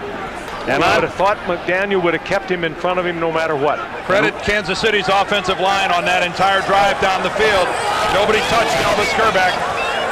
2-point conversion of moving up front. Well, Johnstone moved first, but then Criswell, the left tackle, flinched and returned. Front starts, offense, number 69, 5-yard penalty, retry. Marty cannot believe this. That is amazing. Just like I coached it, just like I coached it. Marty, whose tag has always been conservative, very rarely has won a game. Well, very few coaches have won a game in this fashion. First of all, we've all been around this game long enough to know we have seen it before, and everybody in this stadium had seen it before because nobody left prior to the start of that drive. Some of them are leaving now. Well, you saw Carl Peterson a moment ago. Bugle is about apoplectic. And I think Rison can unpack. There's the president of the Chiefs. And in the meantime, Andre Rison has just about burned Al Davis's house down. And you know what I mean. Unfortunately, we do. It's a bit of a reach, but we do. Yes, I know you do. What a sense of stunned disbelief on the part of everyone who roots for the Raiders. I can't imagine the anguish that Joe Bugle is feeling right now. Well, this tacked on to last week when their loss to the Oilers. Look, well, I'll tell you think this game doesn't hurt? But they came from behind 3 times last week, took it into overtime, only to lose down there, and now this tonight. A game that they just completely took control of at the beginning of the third quarter. They're on the verge of running Kansas City right out of the stadium. This is the 2-point conversion after the penalty, and that's incomplete, intended for Ted Popson. And now just the kickoff, and the clock starts. Another flag out. The Raider touches the football. Another flag? Yep. Back at the 17-yard line. Rick Baker defending. There's a penalty flag on the play. To Green Bay, and they used him because Brooks got hurt last year, and he was functional, but didn't re-sign him. And he's really good. And KC said, hey, look, he's the kind of guy we need. And he just paid for his entire year's contract tonight. It'll be one of those Cal Stanford plays probably. Well, they did get it to Desmond Howard. They got it to the right guy, but the game ends with Howard tackled at the 47. And the Kansas City Chiefs have pulled off a miracle victory. No other way to describe it. And in the long history of this series, it's appropriate that right now, after 74 battles, there have been 2 ties, and the Raiders have won 36 times, and the Chiefs have won 36 times. Less than a minute, no timeouts, a new quarterback, whole new offensive set of players with Andre Rison and Perriman and people like that, and look what happens. Unbelievable. Think of all the people who turned this off. When they wake up in the morning, call them tonight. I don't know what happened. I hope there weren't many. Talk to you from Dallas next week. Until then, Al Michaels, Frank.